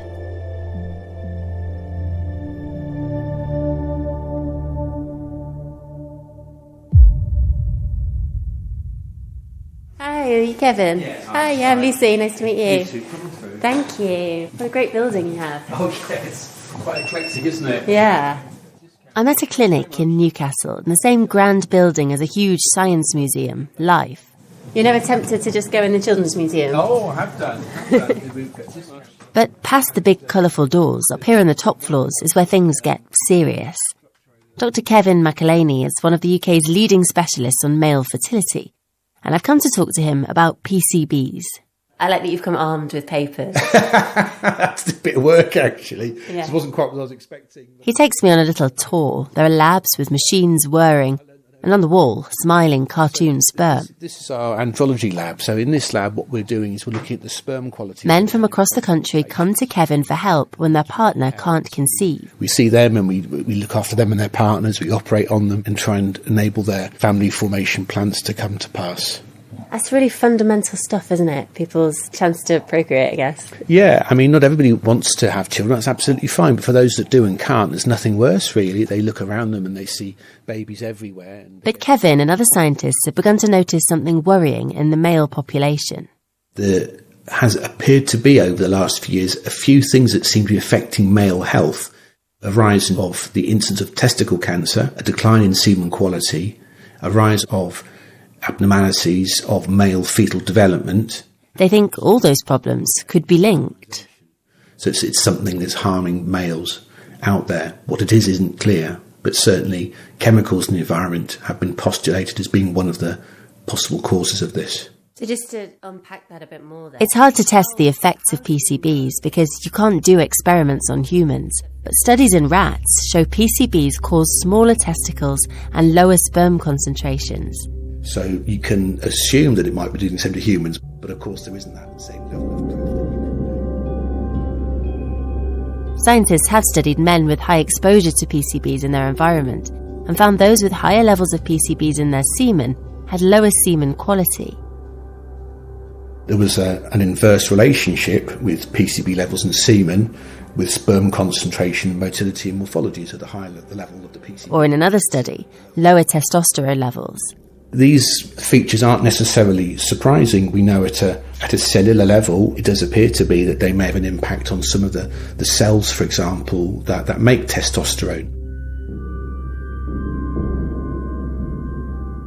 You say it's not surprising, but I'm not sure this is something that people are really aware of, that they might have this inside them, disrupting them from the inside. This is a really difficult thing because these chemicals are absolutely everywhere in the environment, and some of these impacts might not be felt even for generations after the release of the chemical into the environment. So really nobody knows what effect these chemicals are having? I think that's probably the case, yeah. But we can certainly say from experimental studies that there is evidence that they aren't doing us any favours.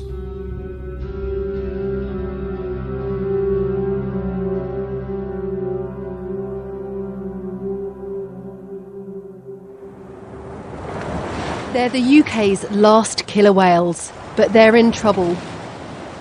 Last year, the group lost a female. Lulu was found dead on the shores of the Inner Hebrides. She'd become caught up in fishing line. In the last 10 years, there's been news headline after headline about how much damage PCBs are doing to our wildlife. Scotland. Tests show she was heavily contaminated with man-made chemicals called PCBs. The levels that we found. From the original products and the places they were dumped, they've spread all over the world, washed from landfill via wind, rain and rivers into the sea. That puts her as one of the most contaminated animals on the planet.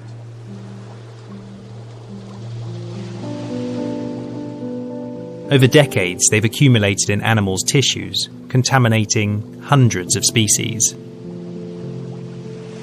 Today, it's this harbour porpoise that was found washed up on a beach in Devon that's about to undergo its post-mortem. But scientists are finding... In some animals, there are just tiny traces, but others are facing extinction-level threats. Baby seals have begun rotting alive in Northumberland. Several dolphin species are in decline. And in the coming years, the UK's resident killer whales will go extinct. It's killer whales' position at the very top of the marine food chain that leaves them particularly exposed to these chemicals. Because PCBs are everywhere in the environment.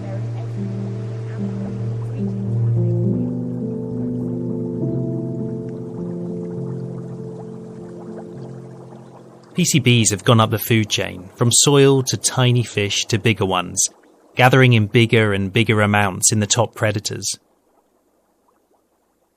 But humans can't escape them either. Those seals, dolphins and whales, we eat some of the same fish as them. So, okay, it's time to find out what's in what we eat. What's in your food time? Let's see what we've been eating first. With the Royal Society of Chemistry, we've been testing fish that are available for sale to eat in the UK.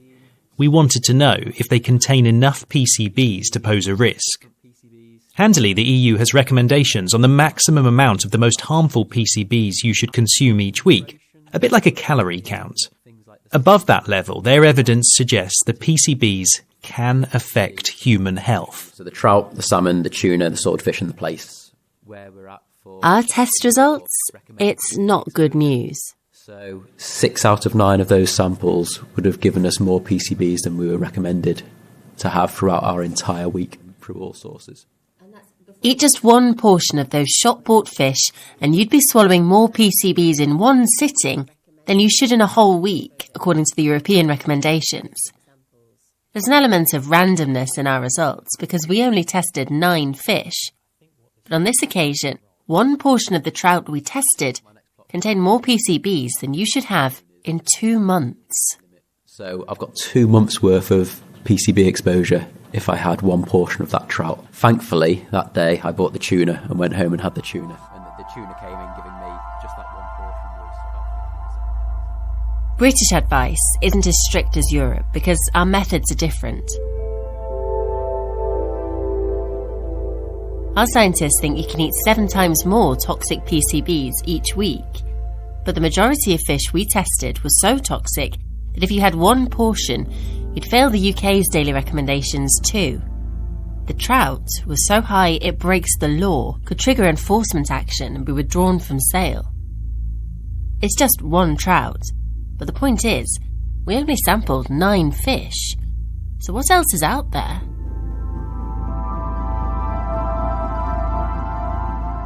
Without knowing it, you're very likely eating far more toxic PCBs than anyone recommends. What's that doing to us? According to Europe's best scientists, across the population will lower sperm counts, disrupt hormones, even change babies' teeth.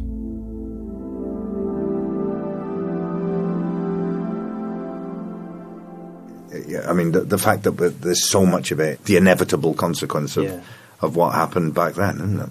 But it's terrifying to know that this is the culmination of it. Yeah. What they said would happen is happening now. We're catching up with Michael Sheen, who does continue to live on. Yeah, I have fish 2-3 times a week. And Dave Megson, our scientist. We're weighing up whether these toxic risks feel worse than other risks we face. That's the thing with my whole kind of job is about risk management, and we're talking about these PCBs being terrible, and we're all getting quite, I guess, worked up and emotive and worried about this situation.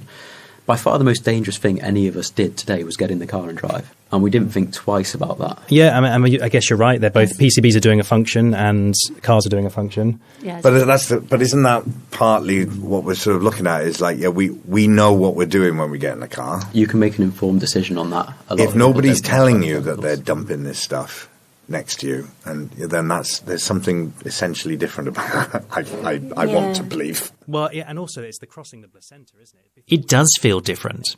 You haven't got a choice. Whatever you're having for dinner tonight, you'll be eating PCBs. The Food Standards Agency says it aims to keep levels as low as reasonably achievable, and occasionally you may eat more than you should, but over time, it'll even out. We question whether that's likely based on our results, but they didn't answer that point. They did say the NHS advice to eat at least 2 portions of fish a week is still appropriate because of the health benefits of fish, but they keep that under review. Even so, it's only dawning on us now why women who are pregnant or breastfeeding, or even just women who want a baby in future, are told not to eat oily fish more than twice a week. I feel like if people were more aware of the fact that the official guidelines are only fish twice a week because of the chemicals that are in them, I feel like people would sort of shout a bit more about that. I mean, I've always assumed whenever I've heard something like that it's just because there's just stuff that's innately in fish that's maybe not good to have too much of, zinc or something. Not because we've put too many chemicals out there. Yeah. This is like horror film stuff, isn't it? I'm having like a bit of a reaction, like hearing what you're saying, because it just feels like terrifying. Horror film stuff. It certainly has a dystopian edge. The idea that we have to pay officials to keep an eye on our poison consumption because of what we've done to the planet. But most of all, it feels like the young Douglas Gowan, the PCB whistleblower who was raising the alarm back in 1967, was right to shout. That PCBs are a threat to the environment, to people, and to our health. His most damning allegation was that British authorities are not being straight with us. Identical documents, except for this paragraph here. Collusion, conspiracy. I'm naming names. Next time we ask, can that be true too?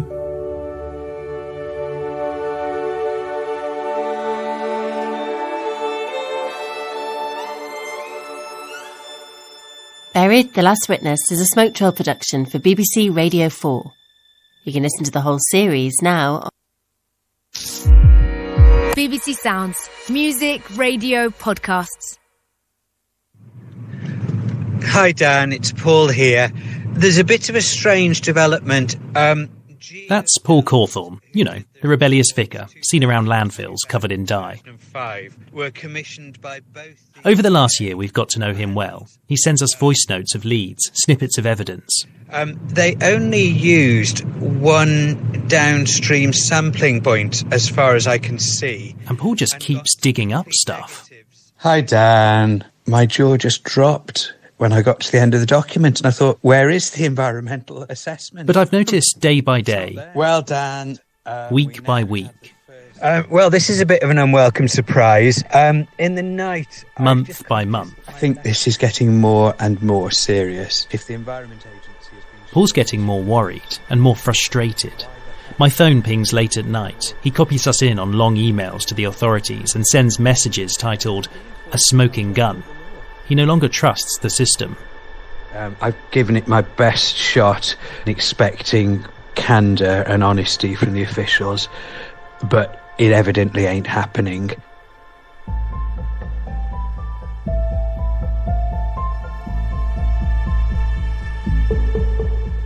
Then one day, we realise what's happening. Just like Douglas Gowan, he's come to suspect there's a conspiracy here. That those in power are not just failing to deal with Britain's chemical mess, but actively covering it up. Collusion, conspiracy. I'm naming names. Are Paul and Douglas right? We're Dan Ashby and Lucy Taylor from BBC Radio 4. This is Buried, The Last Witness.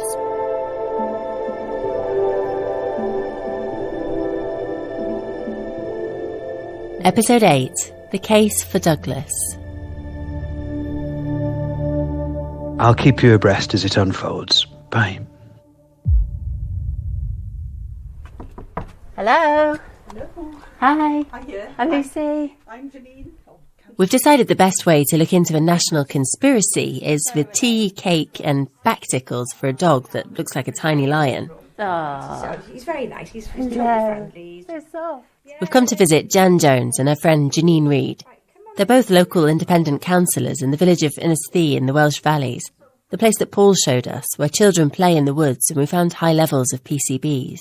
Jan and Janine, which one? I'm Jan. Jan and Janine. I'm Janine. Janine, right. Two Jans. Two Jans. Two Jans. I like it. It is, yeah. Or people refer to us as the girls. They're a bit of a duo. Jan is small and careful, precise. Janine is outspoken and apparently relentless. Janine's like a dog with a bone. She'll never give up. She will keep on and on. There's no way they can ignore us. 20 years ago, Jan first noticed weird smells and liquid coming out of the local landfill. They've been shouting about the chemicals there ever since. Their own council bought the site from Monsanto. It now manages it. But council staff kept telling them there was nothing wrong. We always knew there was something very wrong and that we was having the wool pulled over our eyes. But we couldn't prove anything. They'd bring one of these consultants with us and they'd all talk to us and tell them, oh, it's okay. Everything they're doing is fine. You know, the chemicals that we're finding from this quarry, he said, are tiny. They're so small. It's irrelevant. It doesn't matter. They feared a cover-up, so they've been digging into the records. You know, there were hundreds of documents. You look at them and you think... One of them is from the council's own consultants, who filed a full report on the landfill site in 2001. The authors conclude that toxic pollution from it was so bad, the whole site should be declared contaminated. It's saying that CCBC are knowingly contaminating controlled waters. But when the report was reissued a year later... Identical documents, except for this paragraph here. That line had gone, even though the rest of the report is the same. In the second report, that's removed. And even today, 20 years after that report was written, the two Jans believe the council isn't being transparent. They say officers conveniently can't find certain chemical results. And they've come back and they said, oh, we're very sorry, we've lost them. We don't know where they are. It sounds very odd to me. And when they do test, it's in the wrong places. And I'm screaming via email to saying, what the hell are you testing there for? That's nowhere near where the... It led them to one conclusion. Over these years, they've just wanted to cover it up. You know, definitely cover up is the word. Yeah. Yeah. But in 2023, after Jan and Janine's campaigning, the regulator found the council breached regulations by allowing toxic pollution to flow onto a public road after a day of heavy rain. It gave the council a warning, but Jan and Janine say that toxic chemicals are still getting into the village. What's your worst fear about what this could all mean? They will just say, oh, this is all wrong, oh, it's all okay. Somehow or other, they're going to hush it up or cover it up by lots of legal jargon. Or discrediting us. And I think the council is saying to us that the site is now owned by us, so it's now our problem. So it's going to cost the ratepayer, you know, millions of pounds, and we can't afford to do that. So ladies, will you just look away, please? Look away, please, because it would cost too much to completely fix the site, even now. The two Jans say that's the motive for a cover-up, and the community is losing patience. You know, when you mention the word PCBs, you know, it just strikes horror in people. And these chemicals are running past their houses. I find that unbelievable. I do. I just don't know what to say.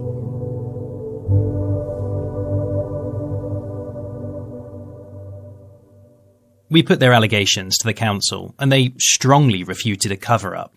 They say they've been public about the problems for years, and have provided all the documents they can find.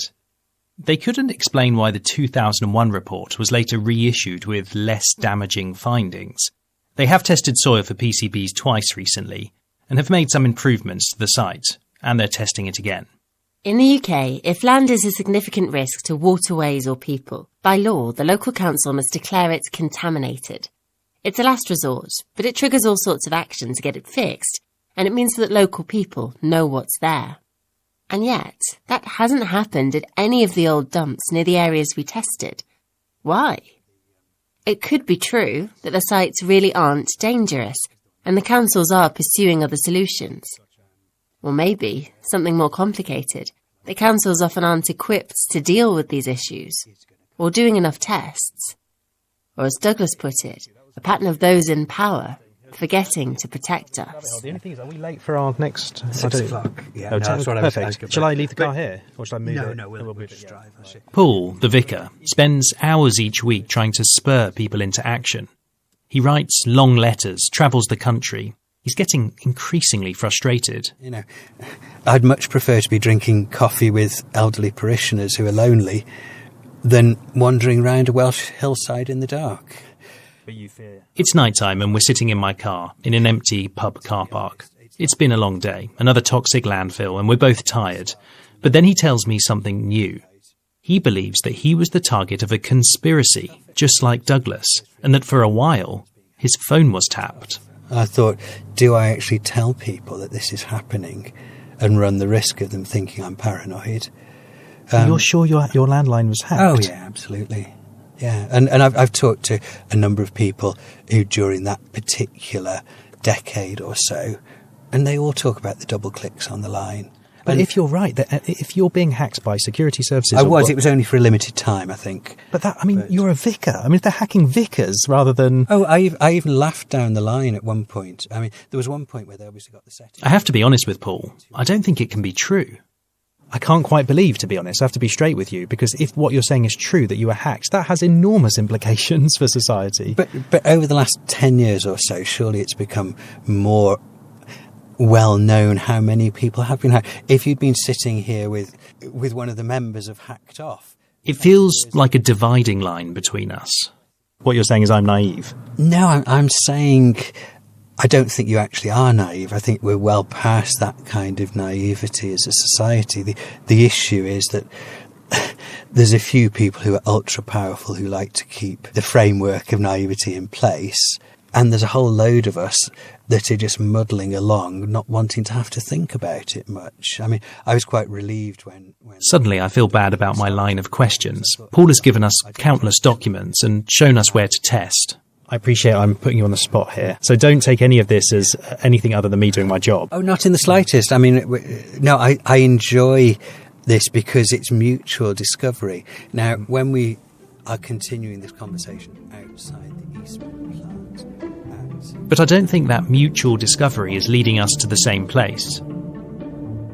We've come far in this series, and yes, we've uncovered a lot of worrying things, incidents of inaction, failure, blindness, even allegations of a cover-up. But that doesn't mean there's a nationwide orchestrated conspiracy.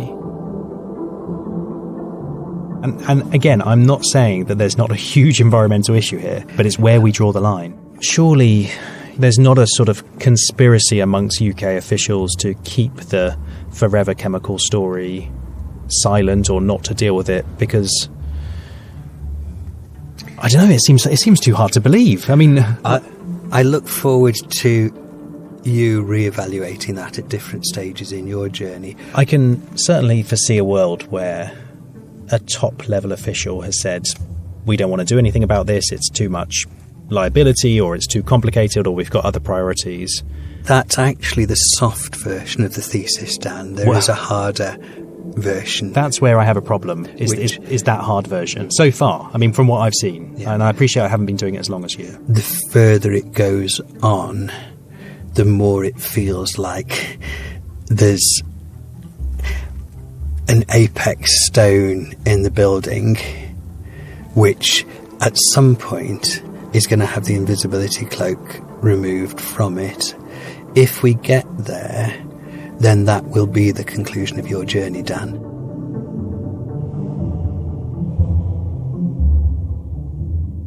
The apex stone, the stone that holds everything up in an arch.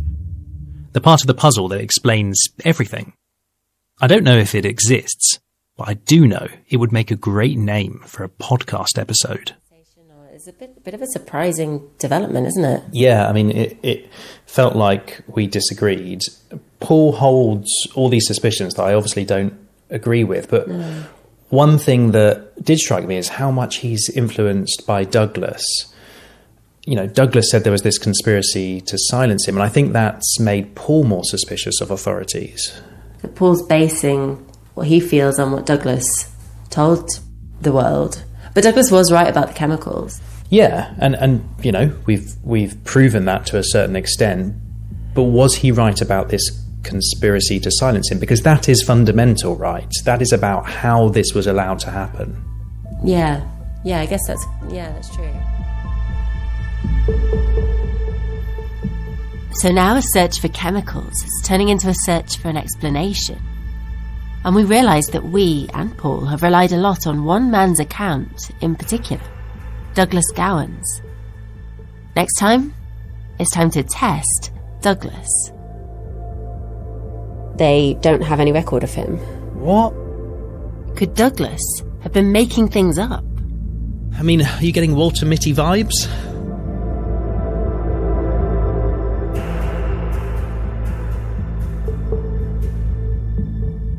Buried, The Last Witness is a Smoke Trail production for BBC Radio 4. You can listen to the whole series on BBC Sounds, music, radio, podcasts.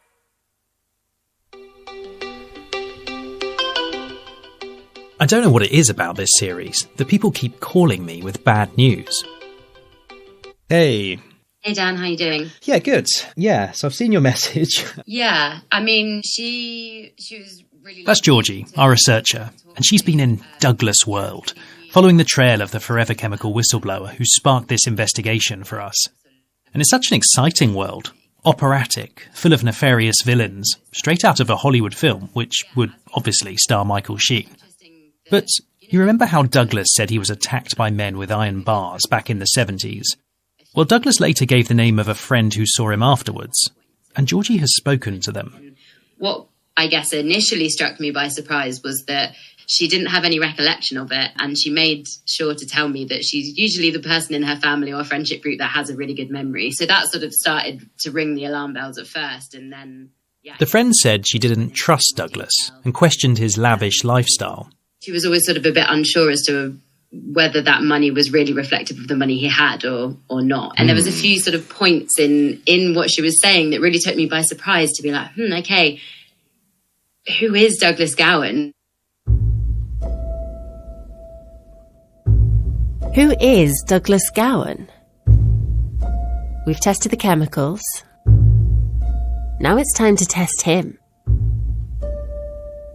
Because we have to know, can we trust him? Thanks, Georgie, for nothing. Thank you for nothing. No, sorry, it really blows it out of the water.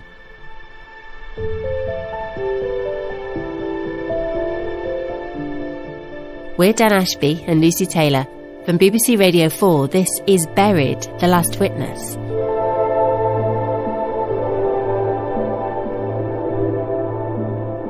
Episode 9, The Case Against Douglas.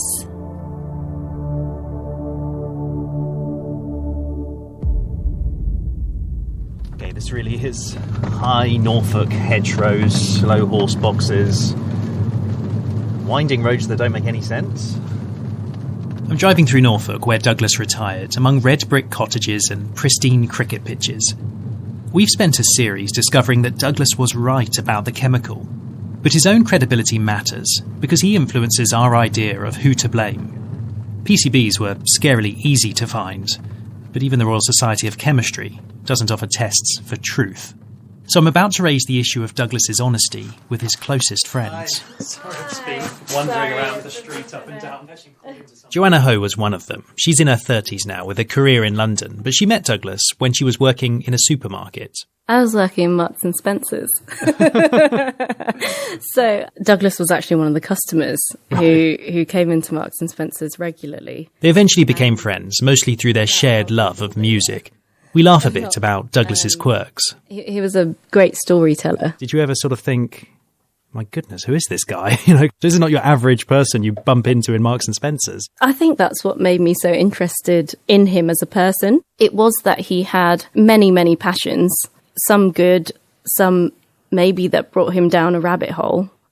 Gradually, I bring up the issue of trust. Would you trust him? Absolutely, I would trust him. He was a creative. So he would tell a story as if it was fiction. When he would speak about his life, when you see an old black and white movie and, people in trench coats and it's raining and Douglas runs down the street to the woman that he loves and embraces her. It was like that when he told a story. But I have no doubt that there was truth behind what he said because I knew him to be a very honest person. You're sure they're true? You can't make up what you actually feel. Either it's true, or he was the most self-obsessed person in the world who made all of these things up to fantasize about a life that he didn't have. Or he felt these things because they did happen.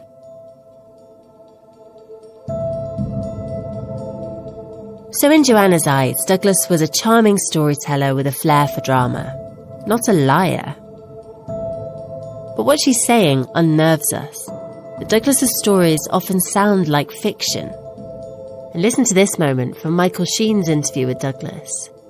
Funnily enough, the least emotional issue was when I was attacked and beaten up. That was almost like taking part in a fictional film. It didn't really register. It was like I was performing in some drama. It felt like a fictional film, or it was fictional. I have to be honest, we're freaking out. It feels like the Douglas we've built in our heads is shifting. Is he just sort of like creating a story about himself? I honestly don't know. Has he created a character and lived the life of that character? But to what end? I think, though, that I should now go back and check a number of things and see if there's a pattern. And as I have been told since... Over months, we've picked through Douglas's life. And I was then born upside down. A midwife lost... We've scraped what he said. And so I went up to Pembroke to study history. And I removed to London to keep my credit. We start with the obvious, his CV, that says he studied in Cambridge and then transferred to Royal Holloway. So I just had an email. Cambridge haven't replied yet, but that might be difficult because he admits that he dropped out of Cambridge. But Royal Holloway have just replied and said they don't have any record of him. What? Yeah, I know. I know, I'm genuinely surprised. What? Oh my goodness. Oh. Yeah, I mean, so I've just emailed to clarify because... That's me trying not to blaspheme, but come on, this is bad. In the weeks after, we found a whole load of inconsistencies or question marks in Douglas's story. Some relatively insignificant. I wrote a testimonial to him when he passed away in the Times. It was like claiming to write an obituary that a Times archivist has told us he didn't. To other bigger things. I'd referred to the Alabama lawyer who had said... For instance, that his evidence was the key turning point in a US legal case against Monsanto. That apparently completely energized the jury. And they found... It's true that he was questioned by lawyers in that case. But when we spoke to one of them, he told us Douglas was so unreliable, they never used the evidence. Eventually, we asked the question. I mean, are you getting Walter Mitty vibes? Walter Mitty, a famous fictional fantasist. Did Douglas also create a persona for himself? One of the weirdest things about this story is that there's this place in the past where things happened so long ago. There's nobody who's going to check that. And it doesn't sound that implausible. So after a while, fiction becomes fact. And yeah, so it's John Harrison. We decide to focus on his biggest claim, that there was a conspiracy to silence him. We have one strong lead, a name Douglas wrote down of someone who would verify his story, an official who took confessions from Douglas's attackers. My expertise grew from the early days in the 1970s as a public health inspector, where I specialised... John Harrison seems practical, researched and careful. He's retired now, but he used to work for the Environment Agency. John gathered evidence from Douglas in the noughties. Did you find him credible, generally? I completely believed everything he told me at the time when he was related to this historical involvement, because there were some parallels with what was happening to myself and other colleagues. Did you have any independent evidence of some of the things he was talking about in terms of whether his phone was tapped or his home broken into? Or did you just have to take him at his word? No, I took him at his word. But can we trust Douglas's word? John doesn't know that Douglas's credibility rests on what he tells us next. I take out one of Douglas's documents. It's a transcript of his statement to lawyers in the US lawsuit in which he tells them, under oath, about the attack on his life. I start reading it aloud.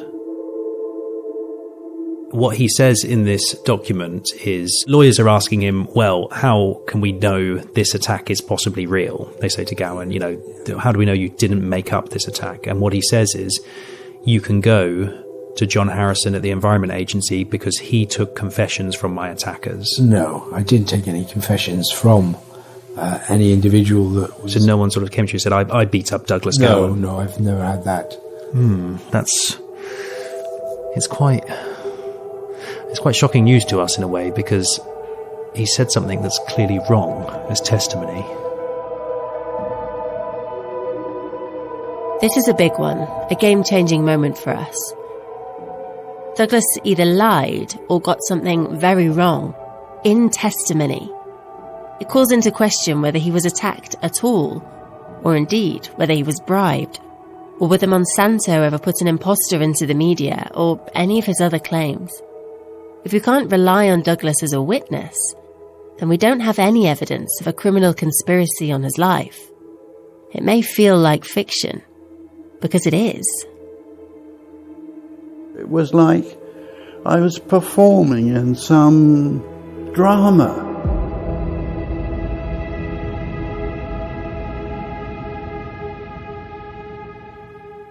And yet, Douglas got so much right. Like the scale and danger of PCBs, everyone now agrees with him. The landfill at Brofiskin was found to be a threat to the environment. He was denounced in Parliament, it's on the record, and we know Monsanto wanted to discredit him. We have their memo. He's still one of Britain's best and earliest forever chemical whistleblowers. But why did he embellish or even lie? The attack is such a seminal part of the story. Feels like we need a Douglas counsellor, someone who can give us some Douglas therapy. He's coming back from a night at the opera. That's classic Gowan opera, and I think you've been to the best restaurants. Yeah. And Michael Sheen's available. Yes. We've gone to that person. In fact, I saw him this week, and he said that confession never happened, and it was a sort of heart-sinking moment. Why would Gowan give away to verify his story that the man's not going to verify? Yeah, this is what's really hard about it, isn't it? Is that on certain things, Douglas is so precise and specific. I think he takes a great pride in being someone who is evidence-based and statistics and working within a world where emotion shouldn't come into it and it's all about evidence. he really leans into the specificity of things and the names and the dates. But I think part of that is to cover up the fact that he doesn't remember a lot, that it's a bit hazy in other ways. So I think he's a little bit fast and loose with certain things. But I also, in my heart, I don't feel like he just made this shit up. Yeah, that's where we sit, isn't it? I don't see a man who just makes up that people set about him. But good people can make things up for their own. Yeah, I think there's reasons. something else going on there, but I don't think it's just he's lying.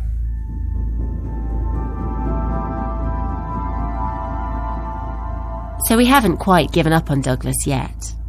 It does feel like we're missing something. Wow. And that's not what I was expecting. In our final episode, we spent a year looking at Douglas Gowan's life. Maybe the answer lies in his death. He started to believe things that were not maybe real, were not the truth. But he believed it. And Douglas's warning begins to feel personal. In both of you, I found 81 PCBs. 81 PCBs in my blood. Wow. Buried, The Last Witness is a Smoke Trail production for BBC Radio 4. You can listen to the whole series. BBC Sounds. Music, radio, podcasts.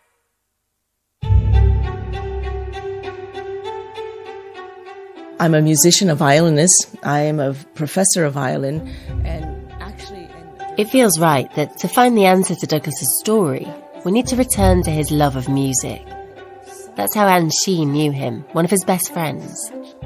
Deep knowledge of opera. He could tell you in which year the first opera performance of this and so on, in which country, which year it was held, who sang which roles. It took us a while to track her down. She lives in Canada now. But Douglas's other friends told us she understood him better than anyone. We want to know, why did he make things up? And during our call, she says something that gives us pause. And of course, then later on his years, all of that poison started to take its toll on his body. We've spent a series looking at what toxic PCBs might do to us. But what did the poison do to Douglas?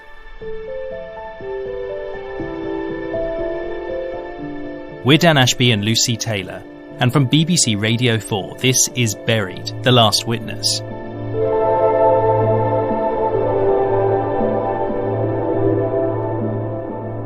Episode 10, The Apex Stone.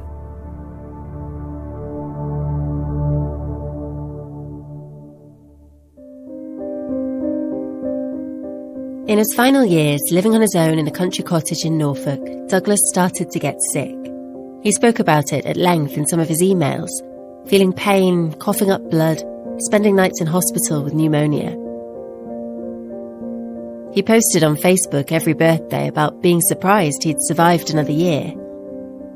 And he talked about it in his final interview with the actor Michael Sheen, which was the year before he died. The first thing to go in me was my immune system. My latest effect was about 2 years ago when my pancreas gave up. By now, he was in his early 70s. It was a lifetime since the young man first found deformed calves on that farm near Cardiff. But Douglas blamed his symptoms on that early exposure to PCBs. I can tell you because I've had biopsies done on me. I have a level of PCBs in me, which I ingested in those early days because we didn't know whether to wear gloves or masks.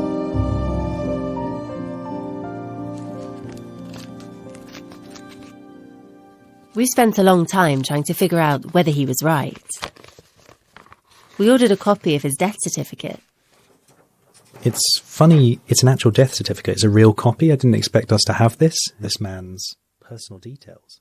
It leaves us feeling like vultures picking up what's left of Douglas's life. Cause of death: 1. A. Acute myocardial infarction. B. Severe coronary artery atherosclerosis, Apologies for my pronunciation. 2, diabetes mellitus. Anyway, it doesn't help. He died at home of heart failure and diabetes, both of which can be linked to PCBs, but also very common diagnoses. We also contacted some of his doctors, not really expecting them even to remember him, but one of them did. Right, here it is. Hi, Lucy. I remember him well. I saw him for several years before he died. I always had to give him the last clinic appointment as he liked to chat. He was investigated in the States. He says Douglas told him it was a lab in America that found PCBs in his muscle tissue. Had suggested this had been due to chemical exposure. However, despite trying... But when this doctor tried to reach the lab for details, they never replied. The association was unproven. It may be that his family has more information about these tests. As soon as I was walking up the steps, there's this very energetic man, Douglas. But we found one person who could shed some light. Douglas's best friend, Anne, who'd known him since the 90s. And he was all smiles, very radiant and very energetic. And at that time, We speak for an hour. It's nice to hear about the fun side of Douglas. And he enjoyed the intuitive intelligence of cats. I think he himself had that as well. And that was also... Slowly, we turn to his final years. He had an extraordinary life, didn't he? There's so many extraordinary things that we have been reading about. I wondered if you ever questioned any of it, really. If you ever had any reason to kind of question anything that he told you. In the main part of his early life, he was quite consistent about what happened. That story never changed. Then all of a sudden you could see sometimes he saw things in a more extreme light. The medicines that he was under and his pain and his inability to do things because he was very sensitive. And when you get oversensitive, you become slightly neurotic.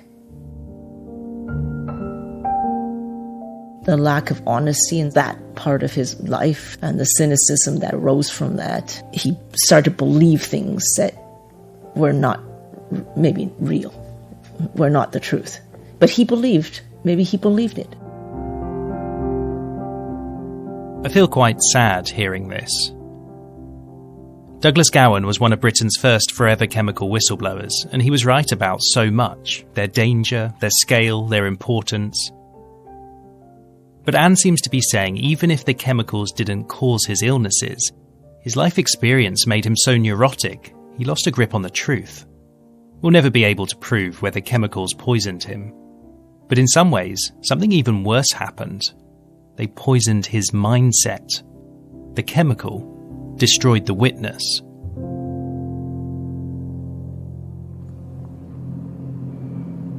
We've done a lot of destroying Douglas too.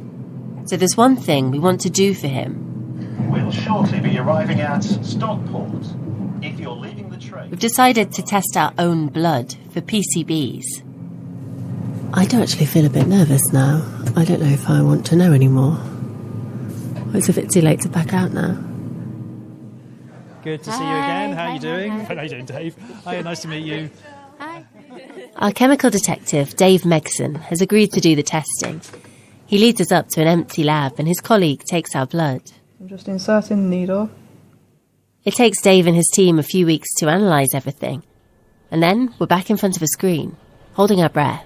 In both of you I found 81 PCBs. 81 PCBs in my blood. Wow. The worst ones. Found a few. So comparing the two of you... We stare at Dave's screen as if science somehow can reassure us. It doesn't. It's kind of weird to think that someone sat there and made those chemicals and created them and sold them, and they're just now in us. Yeah. So, yes, there are PCBs in us. It doesn't necessarily mean that we'll suffer any ill effects, but those chemicals won't go away either. I'll pass them on to my children in the womb. That's the worst bit for me. That's the bit where my heart jumps out a little bit. You actually look quite emotional. I am. It's just a horrifying image, isn't it? The idea of chemicals in your body, in your blood, passing on to your baby, and they'll be there forever. I realise I'm collateral in my own story, and almost certainly so are you. The reason we have PCBs in us is because everyone does. Both of you are lower than we'd expect for somebody similar age for you within the general population. You know, when Douglas talked about the children and children's children... Will it happen to our children or the children's children? Do you get it now? That's us. All of us. And PCBs are just one type. Today there are more than 10,000 different forever chemicals in production. The Royal Society of Chemistry, like Douglas, is grappling with them too. We know that they're pretty prevalent in most people's blood. That's Stephanie Metzger, their expert. Some of them have really harmful health effects if they get into our bodies, but some of them... Time has not lessened Douglas's warnings. It's going to affect human health. But they have found forever chemicals in some tests of food. Contaminate the world's food chain. We talk about this, the triple planetary crisis. So that includes chemical pollution, and it's... Eliminate species of animals. Today's breed of forever chemicals have some important uses, but they've spread to our homes, our drinking water, our bodies, while scientists scramble to fully understand their risks. Sometimes we talk about like playing whack-a-mole. You find one chemical is bad, you ban it, and then 3 other pop up in its place. Stephanie says we're running to catch up. The amount of forever chemicals in the environment is probably very much undercounted at the moment, so there's probably... Douglas ran out of patience. My disgust with the world is perhaps a little sharper because I've seen the dark side. I'm not sure I'm leaving the world a better place. By the end of Douglas's life, he was lonely, in pain, and penniless. When he died, the council had to manage his funeral. Only 6 people attended. It was a beautiful event. So it was a difficult time. And, yeah. Douglas's friend Anne asked one of her students to play his favourite music, Bach's Chaconne. And there's a scalar figure that goes from the G string all the way to the top. And you actually feel the rising of a spirit to heaven. You can't explain it, but you can feel it when you hear it. It's just, it restores your faith in humanity. And I think that's why Douglas loved that piece so much, as I do, because it's so special.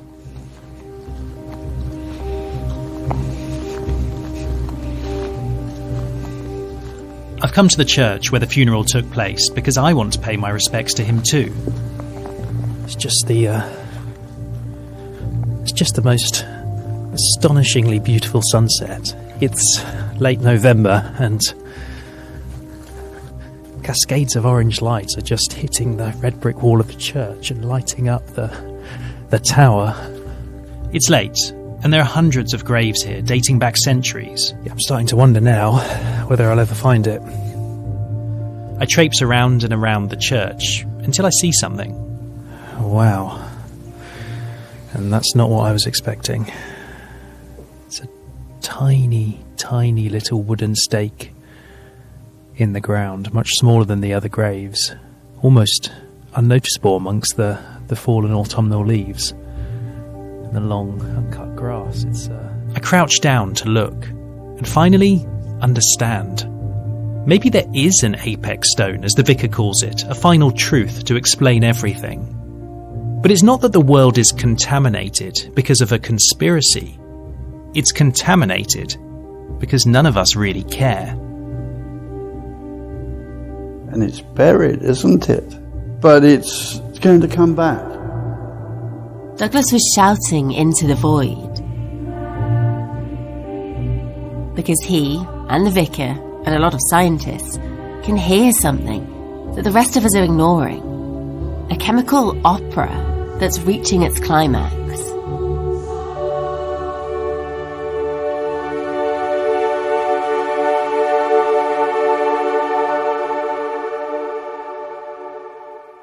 No, Douglas wasn't the last witness.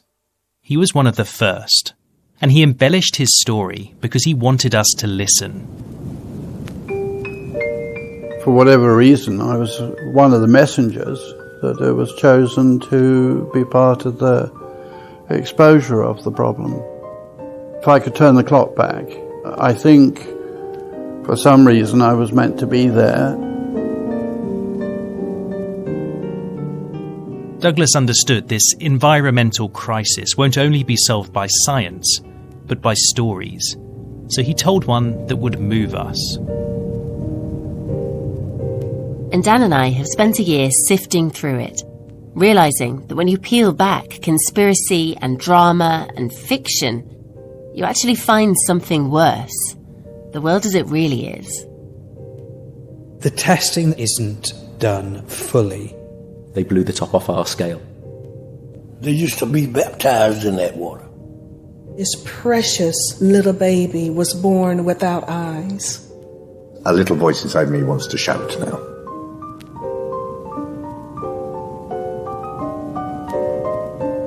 That's why I can forgive Douglas.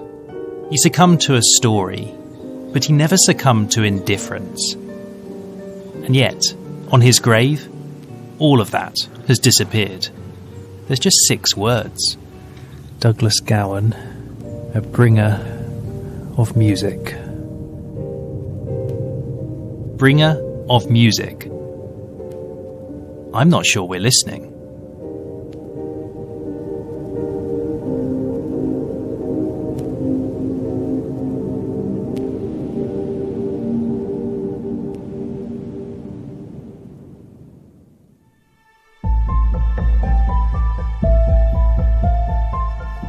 Buried, The Last Witness is a Smoke Trail production for BBC Radio 4. It was written and produced by Dan Ashby and Lucy Taylor. Our researcher was Georgie Stiles, with additional research by Grace Nichols and Cardiff Journalism School. Sound design and mixing was by Yarek Zaba, with original music and sounds from Phil Channel. Our executive producers were Anita Elash and Philip Abrams. The commissioning editor was Dan Clark.